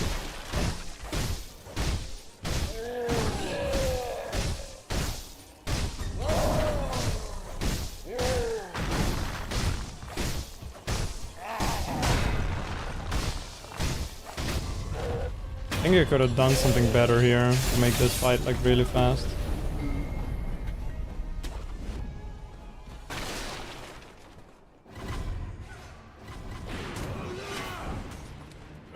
Watch a run on Senpo symbol. Jumping on a rock. Oh, double Senpo. Yeah. Yeah, double Senpo is... Oh man. Yeah. The thing is, if you do double Senpo, the routing is gets very complicated. Because now you can't use Akko on any of the bosses later except on Roberto. And the reason you can't do it is because of various routing reasons.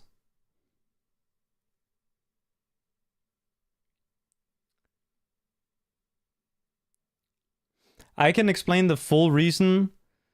It's the boat Akko at top level, no one picks it up anymore because the boat Akko takes 2.4 seconds to pick up. And the boss fights, you save only 1.5 seconds. At most 2 seconds if you do it like Yoruka, but that's... Again, that's another like asterisk. That's like not... that's not true time save. It's essentially like... When you do that jump across, you can't pick up the one on the road. So you need to do the hardest strategy in the game, which is Akko-less Snake Eyes. I mean, okay, it might not be the hardest strategy in the game, but I feel like it's the hardest strategy in the game. So if you want to do double Senpo, you also have to do Akko-less Snake Eyes, which is one of the hardest strategies in the game. And double Senpo is also like pretty fucking hard. Like it's like a 8 out of maybe 7 out of 10 for this run. And then like yeah, it's completely insane. Everything that is in Mitch's guide is like a 1 or a 2 out of 10, by the way, on this scale. 1 or a 2 out of 10. So there's like a massive jump with these strategies. Like there's a I wanted to go for it, but I actually just cannot do it. I can do it, but I'm just not good enough to do it more than like, dude, I can't do it on runs. It's too hard. If only one of those Akos, not the boat Akko, gave you two, it would be so quick. Yeah. Yeah, I like double Senpo as well. And the double Senpo route, as you kind of have to call it, because it, like, if you do that one, it changes some other things, right? With you needing to do Akko less Snake Eyes. So if you watch Iruka's run, what he does is he picks up the road Akko and the cricket room Akko. And those two, one of them is used on Roberto. That one you can't skip. That one, if you don't have it for him, you lose like million seconds. But then for both Centipede and Snake Eyes, the difference between having an Akko and not is like 1 second. And it takes around half a second to pick up the Akko. Even if you run by it, it still takes half a second to pick up. And actually the road one takes 0.7 seconds to pick up. So it's barely worth it even to pick that one up, even though you run straight by it. The only reason you actually would want to pick it up is because it makes... because it makes the run easier. Like, you could actually just run past it. and would be like... same time or slightly faster, but it's way too difficult. For spirit emblems? Oh. Right.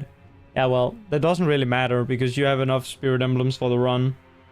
As long as you don't die. Because anytime you kill a mini-boss, you get 15 spirit emblems for free. So the way the math works out is that you can use like all your MDs, whether like all 15 emblems can be used on all, like in all spots.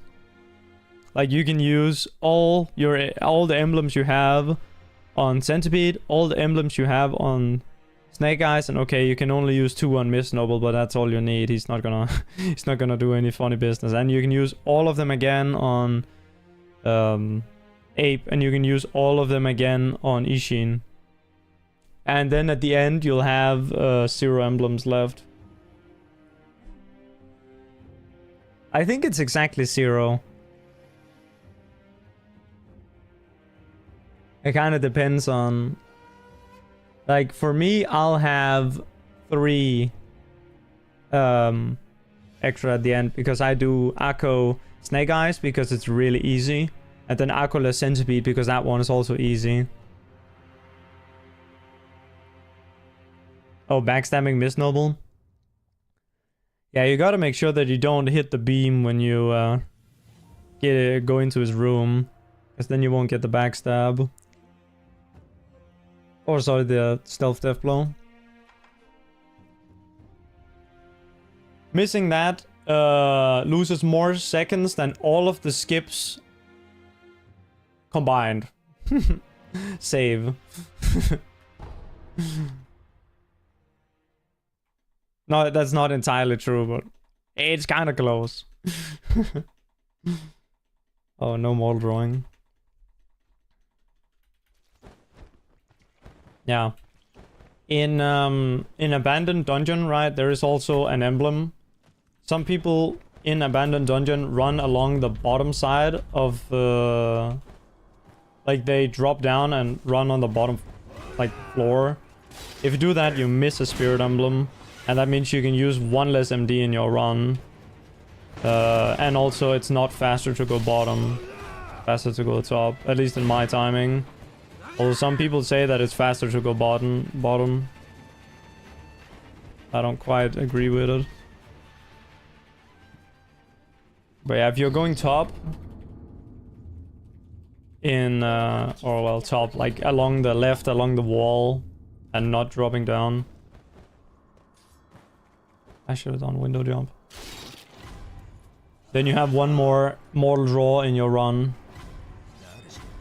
Because the emblems line up weirdly, where if you don't pick that one up, then you'll have 2 at the end instead of 3 for a full mortal draw. Like, you'll have...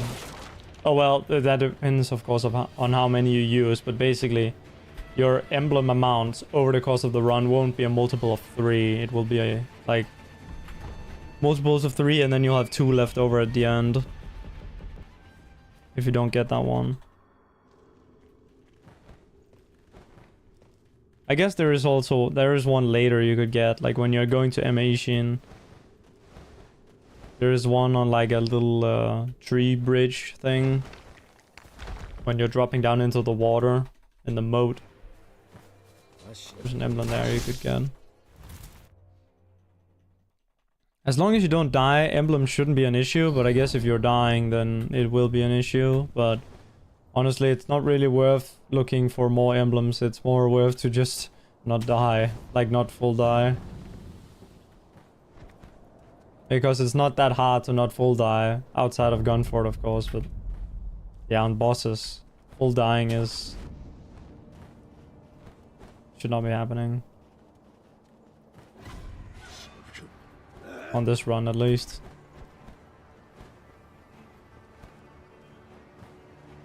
In my all bosses run, I full died on Sword Saint. Lost like 2 minutes.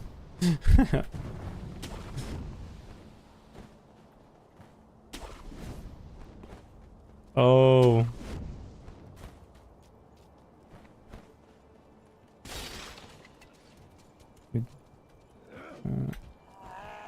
It's hard to play the game and read chat.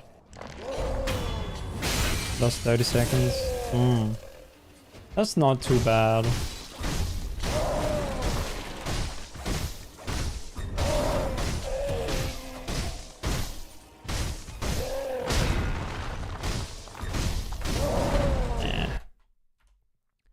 Don't know why sometimes you can't go under him.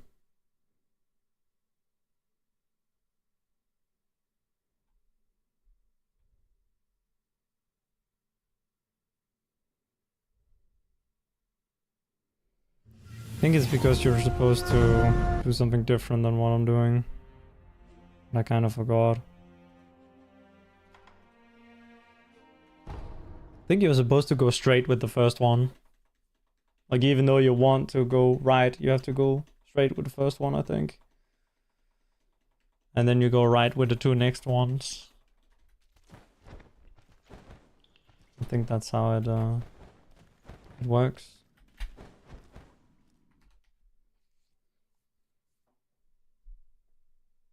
Why is my ogre so quick? Well, my PB, it was really fast. Because there was no downtime and I got the instant death blow.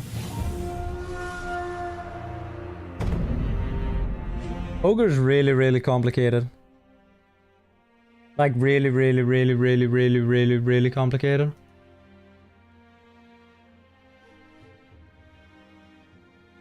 Because he has so many different patterns, and you change up the strafing depending on the pattern. And like we're at the start, I'm baiting out an attack to decrease his attack pool. Like I'm decreasing how many different things he can do, so I can better predict what he's doing. And then according with that, I'll like. Well, actually, I do the kind of the same thing regardless of which one I'm getting into miss on purpose. But like, yeah,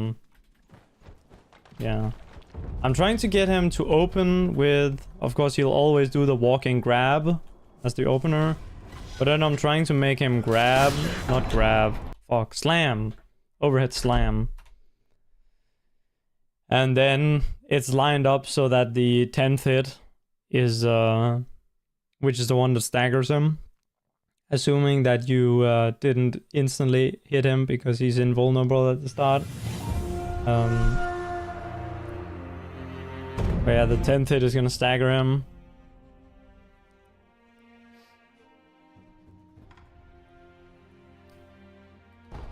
And then it, like, the plan is to stagger him out of the slam attack so that it goes on cooldown, but he doesn't hit you. And then after that he should do the quick grab, and then after that he should do a good attack so that you can just strafe everything. Fuck. To make the live show only a couple of your splits. That's in layout settings, I think, right? Go to layout settings and then you go to the splits tab and then you can customize all sorts of things about the splits.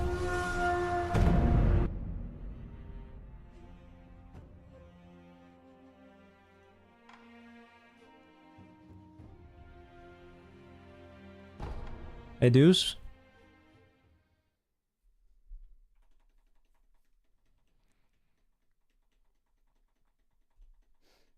$330 Ogre is not that bad though. Like, really, it's not. The early game is really hard. Like, when I do my races, right, for the race tournament that's going on, my early game is 40 seconds or so slower than my PB, and then the late game is like the first 10 minutes is 40 seconds slower, and then the last 20 minutes of the run is only like 20 to 30 seconds slower.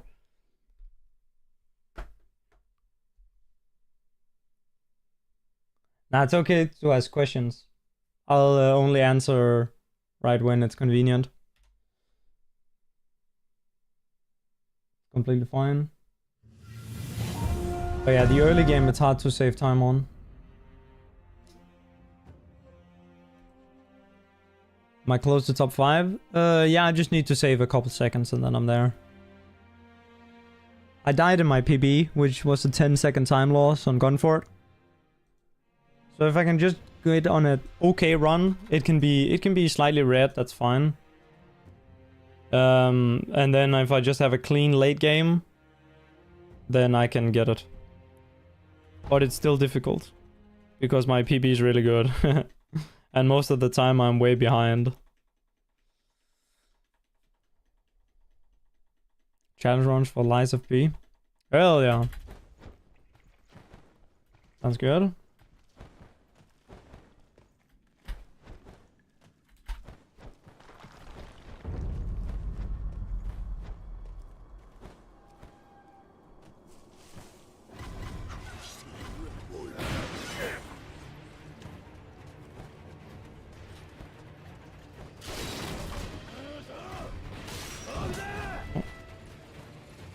We'll be fine.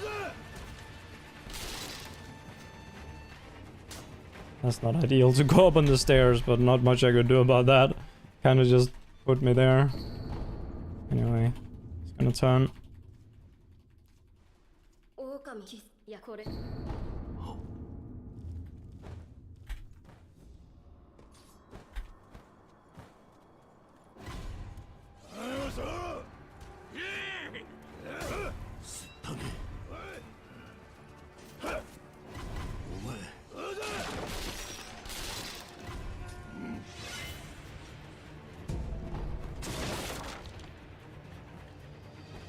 It's nice though that I can hit window jump at least semi-consistently. It's not that much of a... It's not really a reset thing. Like, I don't reset to it that much. You want to do a no death run? Hell yeah. Just doing some sort of challenge run is good to get better at the game. And then, like, even if it's an easier challenge, then you can move on after that for harder challenges if you want. Good way of going about it, usually. You'll often see, like, no-hit runners, like, they start with, like, Shura no-hit, then Immortal Severance no-hit, and then move on, you know? Slowly move up the difficulty tier list.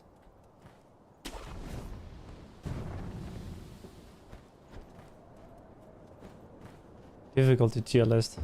I don't think there's a tier list for this, but guess we can make one. The hardest run is playing the game without complaining, though. That is the hardest challenge run. Can you complete Sekiro without complaining at least once? That is actually impossible. Can it become me? Yeah, I don't know. There is a lot of the no-hit guys that can do a lot of stuff that I can't do, so... And there's also a lot of speedrunners who can do. But thank you.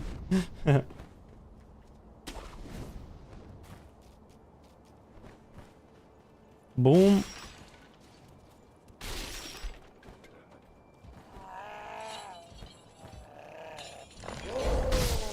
Okay, that is a little bit tragic. I did not need to restart the game here. I'm just doing it out of habit. Okay, some people sending me hentai. Interesting. Okay, move on. Next run. Not without your mouth shut. Yeah, it's... unless you use external methods like duct tape, then it's impossible to beat the game without complaining. I mean, even with duct tape on your mouth, you might still be able to squeeze out like a fuck or something. Yeah, yeah. Fucking game, what the hell?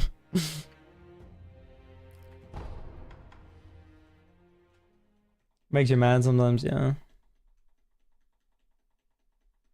You don't know them, so that automatically makes me the best one. That you know, yeah. That's cool, I guess. I'm the best player to some people, at least.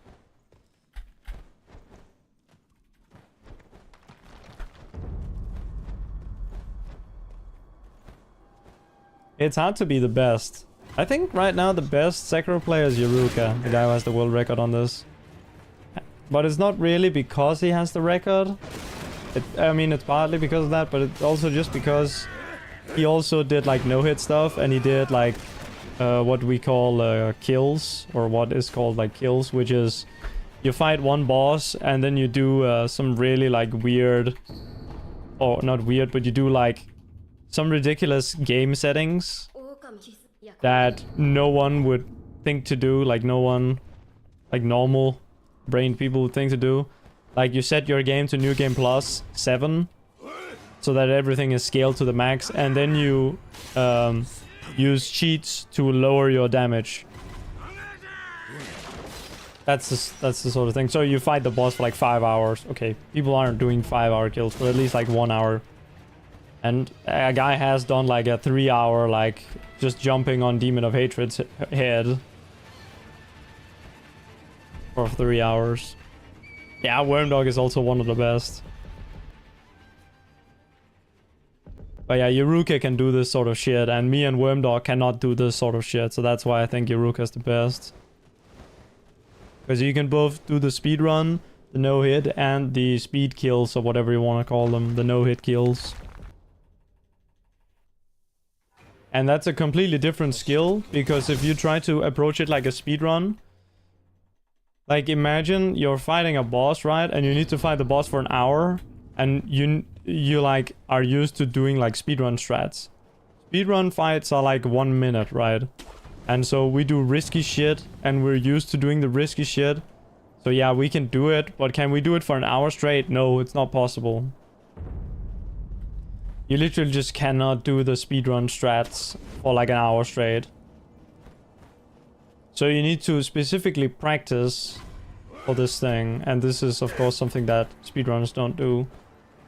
But the people that do that, then, you know, they develop a different skill set. But then you have people like Yuruka who can do everything. Like everything you could think of, he can do, pretty much. You know, he's most known as a glitchless speedrunner, but he actually also has, I believe he has top, like 3rd place on the any percent speedrun, or Shura restricted as it's called. He beat the game in 19 minutes using all sorts of glitches. So he can do that as well. He can do the glitching as well if he wants to. And today he did get the world record on All Beats and Memories Glitchless, which is like a a longer run.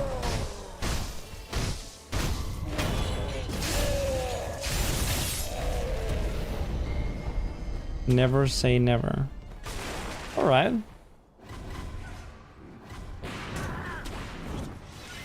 Oh, about the thing with 1 hour. I mean, it's like... like, you can do some things. Definitely, but it's like... the speedrun strats are, like, tuned differently. It's like... they're designed to only be used for short periods of time.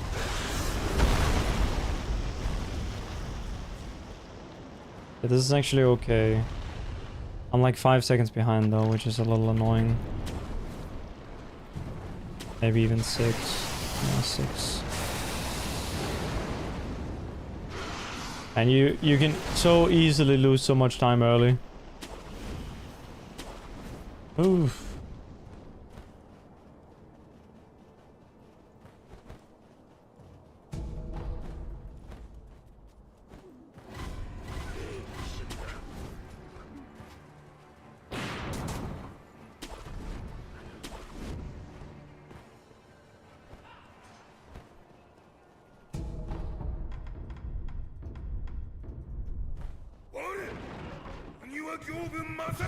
One, two, three, four, 5, 6, 7. 2, 3, 4, 5, 6, 7, 8. Good phase 1. And this is good. When we were starting out, you didn't think this was possible? Yeah, I mean... well, I was probably stupid when I started, I think, and thought I could be the greatest player ever, right?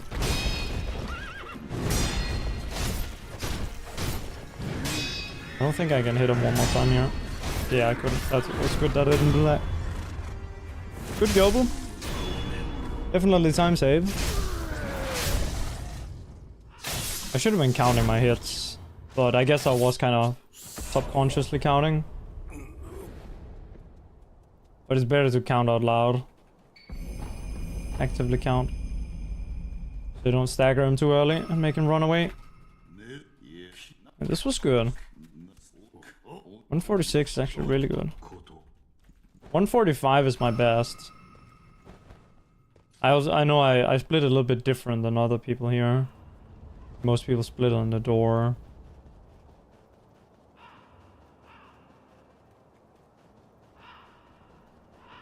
I think the world record does that like in 153. So, I mean, that's obviously a lot faster. 3 seconds. 619 door. Pretty good. My PB was a 616 door. Or maybe 615. Something around there.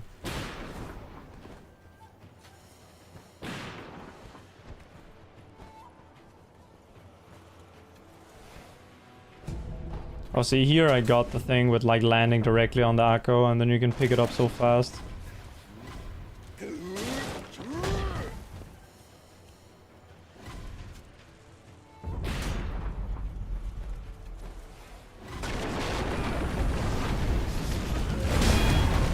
One, two, three, four, 5, 6, 7. Oh my god, I missed a hit. This is not good.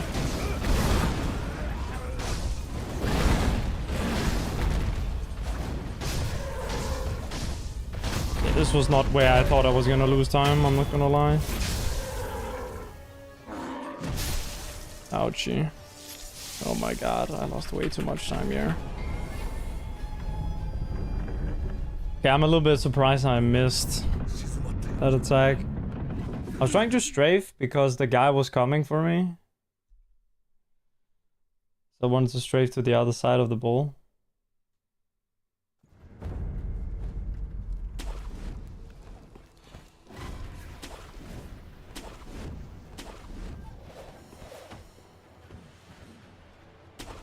Oh, yeah, this still works.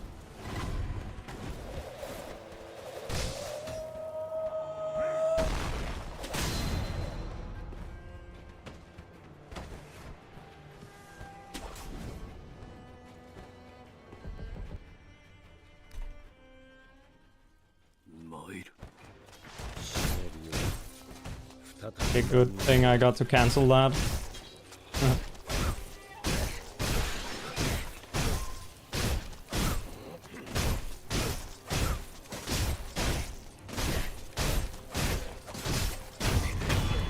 Good. 1, 2, 4, 5. 1, 2, 3, 4, 5.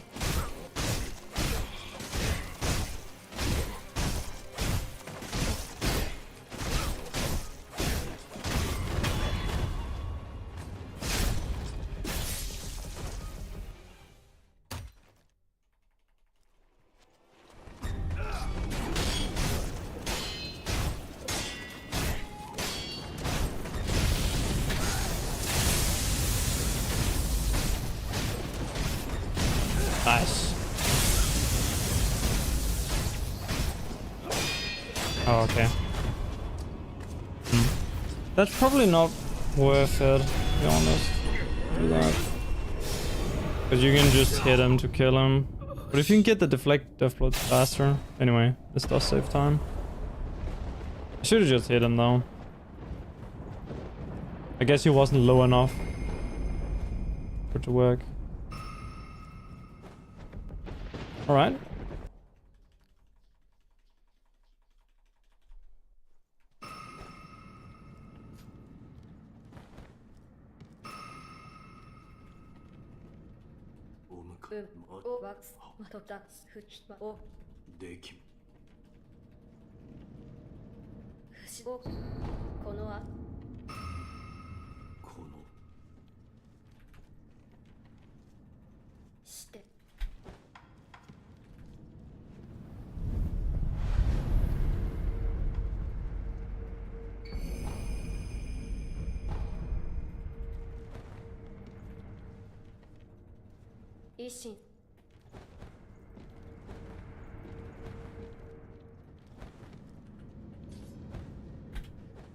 Okay.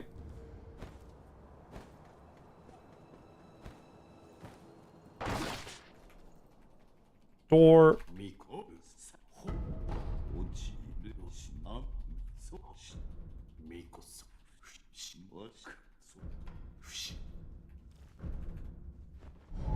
Okay, decent.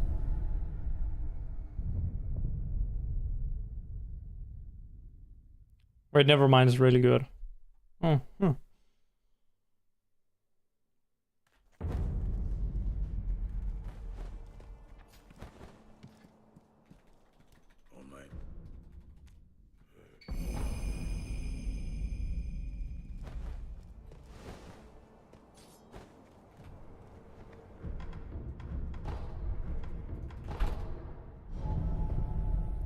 Ooh, nice.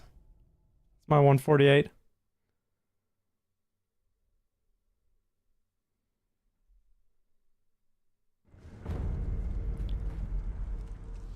Opening the or skipping the window is called windowless. You have to remember that you don't have the window open later, so when you go to gun for, you also have to jump up the stairs. But yeah, it's not too hard, Andrew. But it is definitely something you need to practice, and it saves 1 second if you do it all right. Yeah, Open Edge Mass, thank you for the raid. Oh.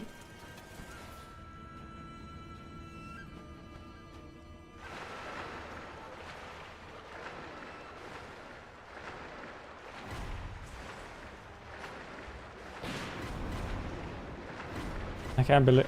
I was about to say I can't believe I'm losing time here. Okay, I'm losing 0.8 I think. Yo, Telia. The streamer here has an immense cock. Oh, what the hell? Insane. Thank you. Obrigado. Get raided, bastard. Yo, thank you for that. Thank you guys for the raid. I'm doing Shura Glitchless. I'm trying to get top 5 right now. It's really hard. But I'm gonna try my best.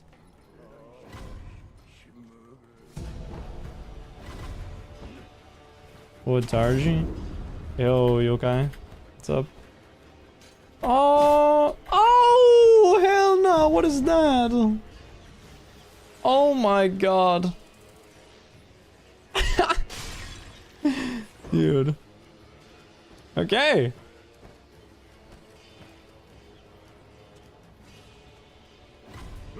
Yeah, dude, I got hit by the crickets. Okay, the first jump was my fault. But in the second one... Dude, the cricket. It literally stopped me from wall jumping. Dude, that's insane. That's some crazy clown business time was. I don't even know if I can PB anymore. I think I lost too much time. Especially because I do have time save in the early game, right? And then the rest is just on gun for it. Because like all the rest is like perfect pretty much. Okay. Please. Yes.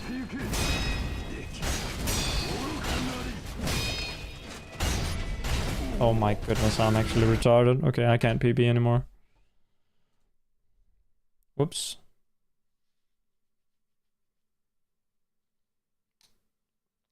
I can't hit him 5 times there, I can only hit him 4.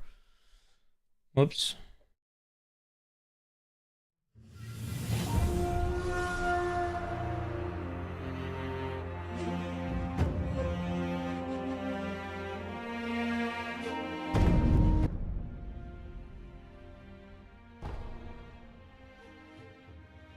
Jair Marquinhos. Marquinhos. Obrigado, cara.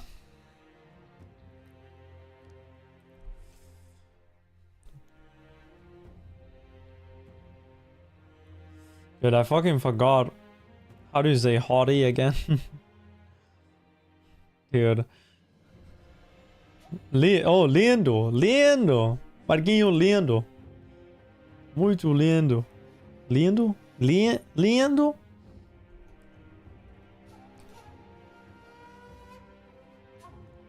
Augers.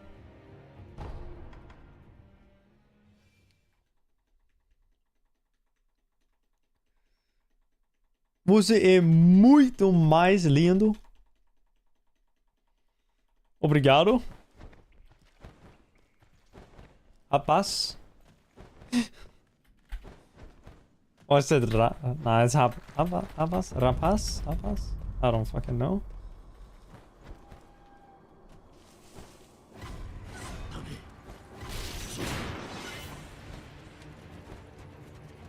Patos, is that fact?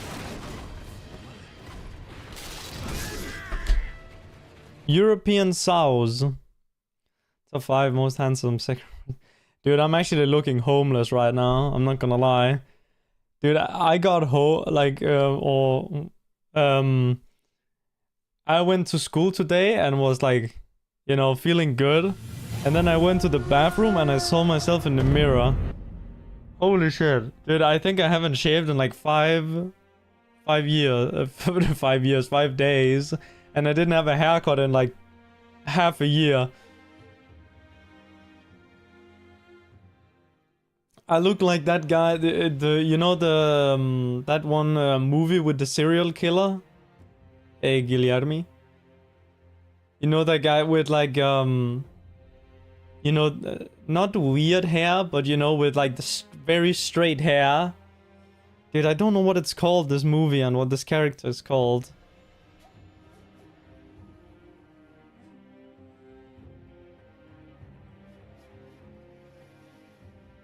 And it's not Patrick Bateman, okay?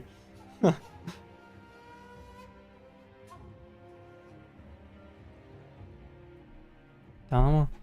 Dude, I don't know. I tried to find the movie before. I can't find it because I don't know what the guy's name is, and the only thing I know about the movie is his haircut. It's like super combed, you know?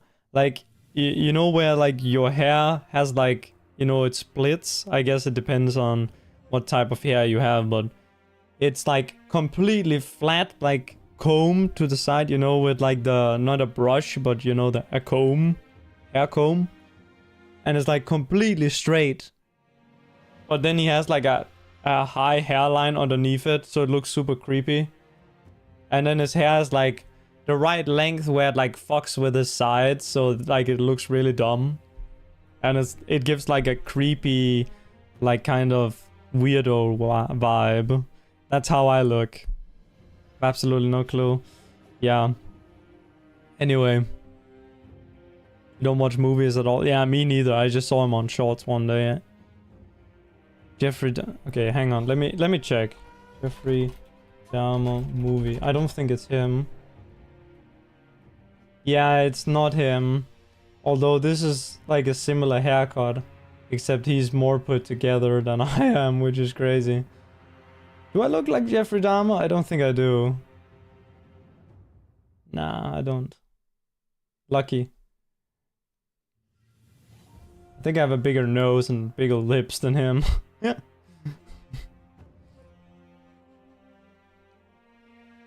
Yeah, it's not this one. Anyway. Yeah, I do know Jeffrey Dahmer though.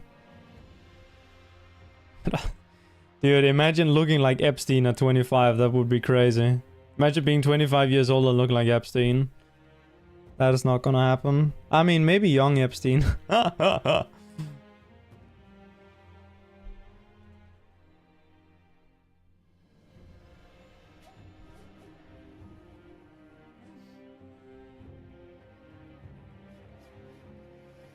Dude, man, the Epstein jokes that we were firing at school today. Holy shit.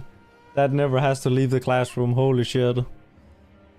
Dude, I bet the other guys who were trying to get their homework done, sitting right next to, were fucking furious at us.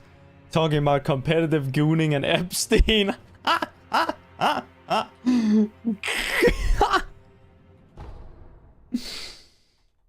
That was crazy.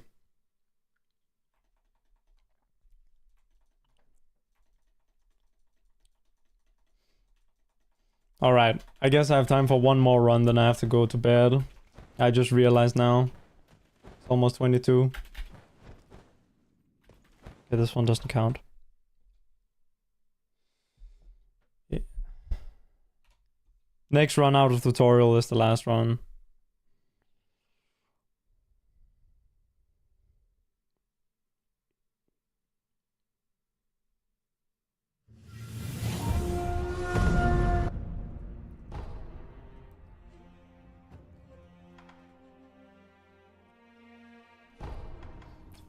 Man, I should really record a video on the windowless thing, especially now that I know how to do it fast. The only thing I don't know how to do fast is dialogue, but that's fine. Because that's not important for the tutorial.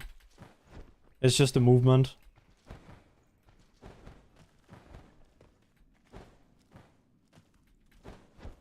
I improved my movement on that segment, on just the dialogue segment, by over a minute recently.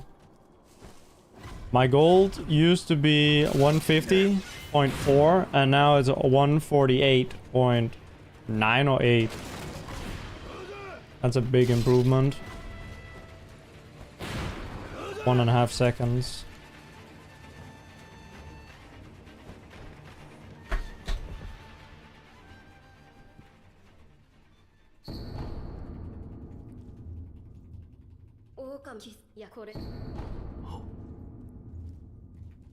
Oh, I forgot to do window jump. What? No.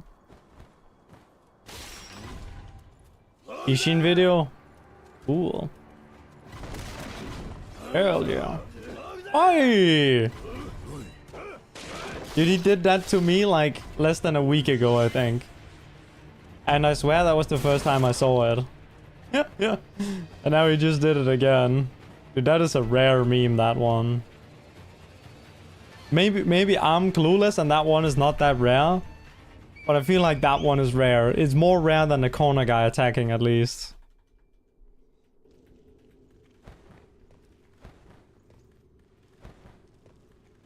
Attacking the air or fighting the fucking torch.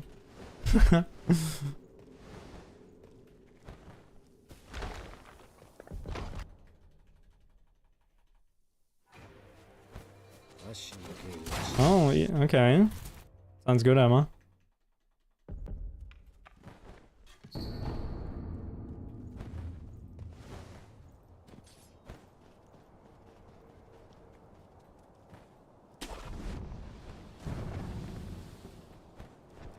Shura Ishin, yeah. Man, I'm kind of lazy, but I really should be making a lot more tutorials. It would be quite good for everyone.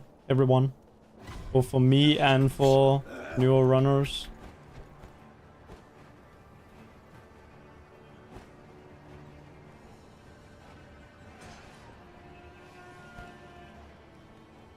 Maybe I can one day get fucking partnered on YouTube. Holy shit, man.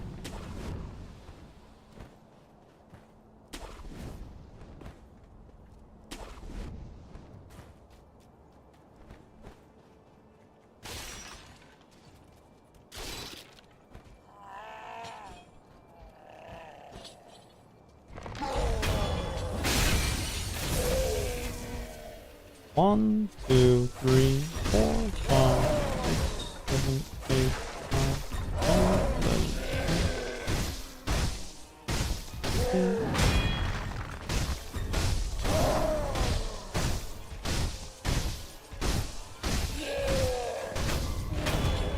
10. Real good.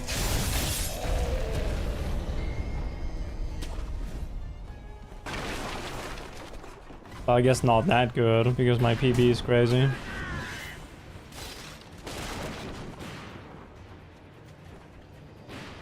Oh yeah, yeah, to remind yourself as well. Need to do videos like Danflesh does, well, like his D-Rust videos. That also kind of act like a tutorial. If you can get him to link it. I guess he has, I think he has a playlist with it. Oh, okay. Nope. Alright. That's it.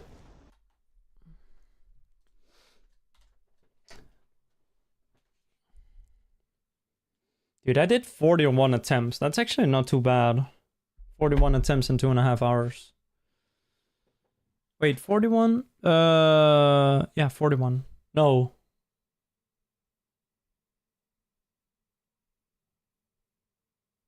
Dude, math is hard. Holy shit. It's only 31.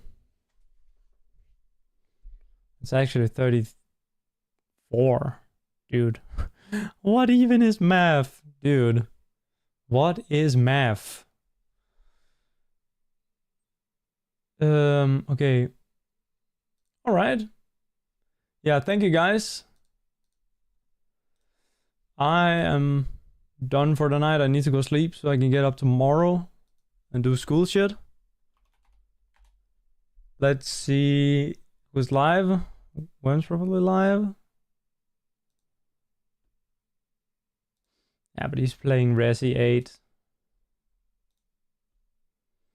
Oh, there's a lot of guys like live. Zero is live.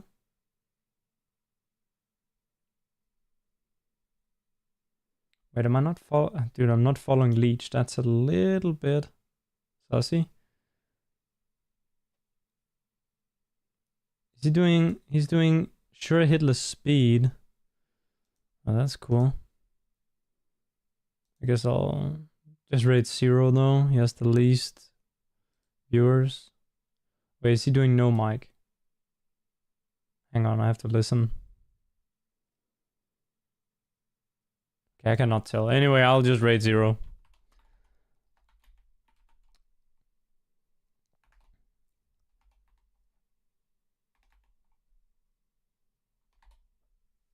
Zero is playing Shura Glitchless. Trying for a PB. I can't remember what his PB is. He's running against the world record splits though, so don't get confused by that. His PB is not 27:59. His PB is like a lot slower than that. I mean, everyone's PB is a little slower than that. All right. Yeah. Thank you guys. I'll send you over to 0 and maybe I'll go live tomorrow. I think Oh, right. I think I'm doing my race tomorrow against Emir, I'm pretty sure. That's what we scheduled at least. Or what we agreed on would work well. So, yeah, that's going to be cool. That's going to be the quarterfinals.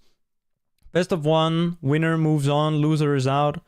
And then the winner of that has to beat Ramon to then face Wormdog in the finals, grand finals of the whole event of the Sekiro speedrun tournament. All right. I'll see you guys around.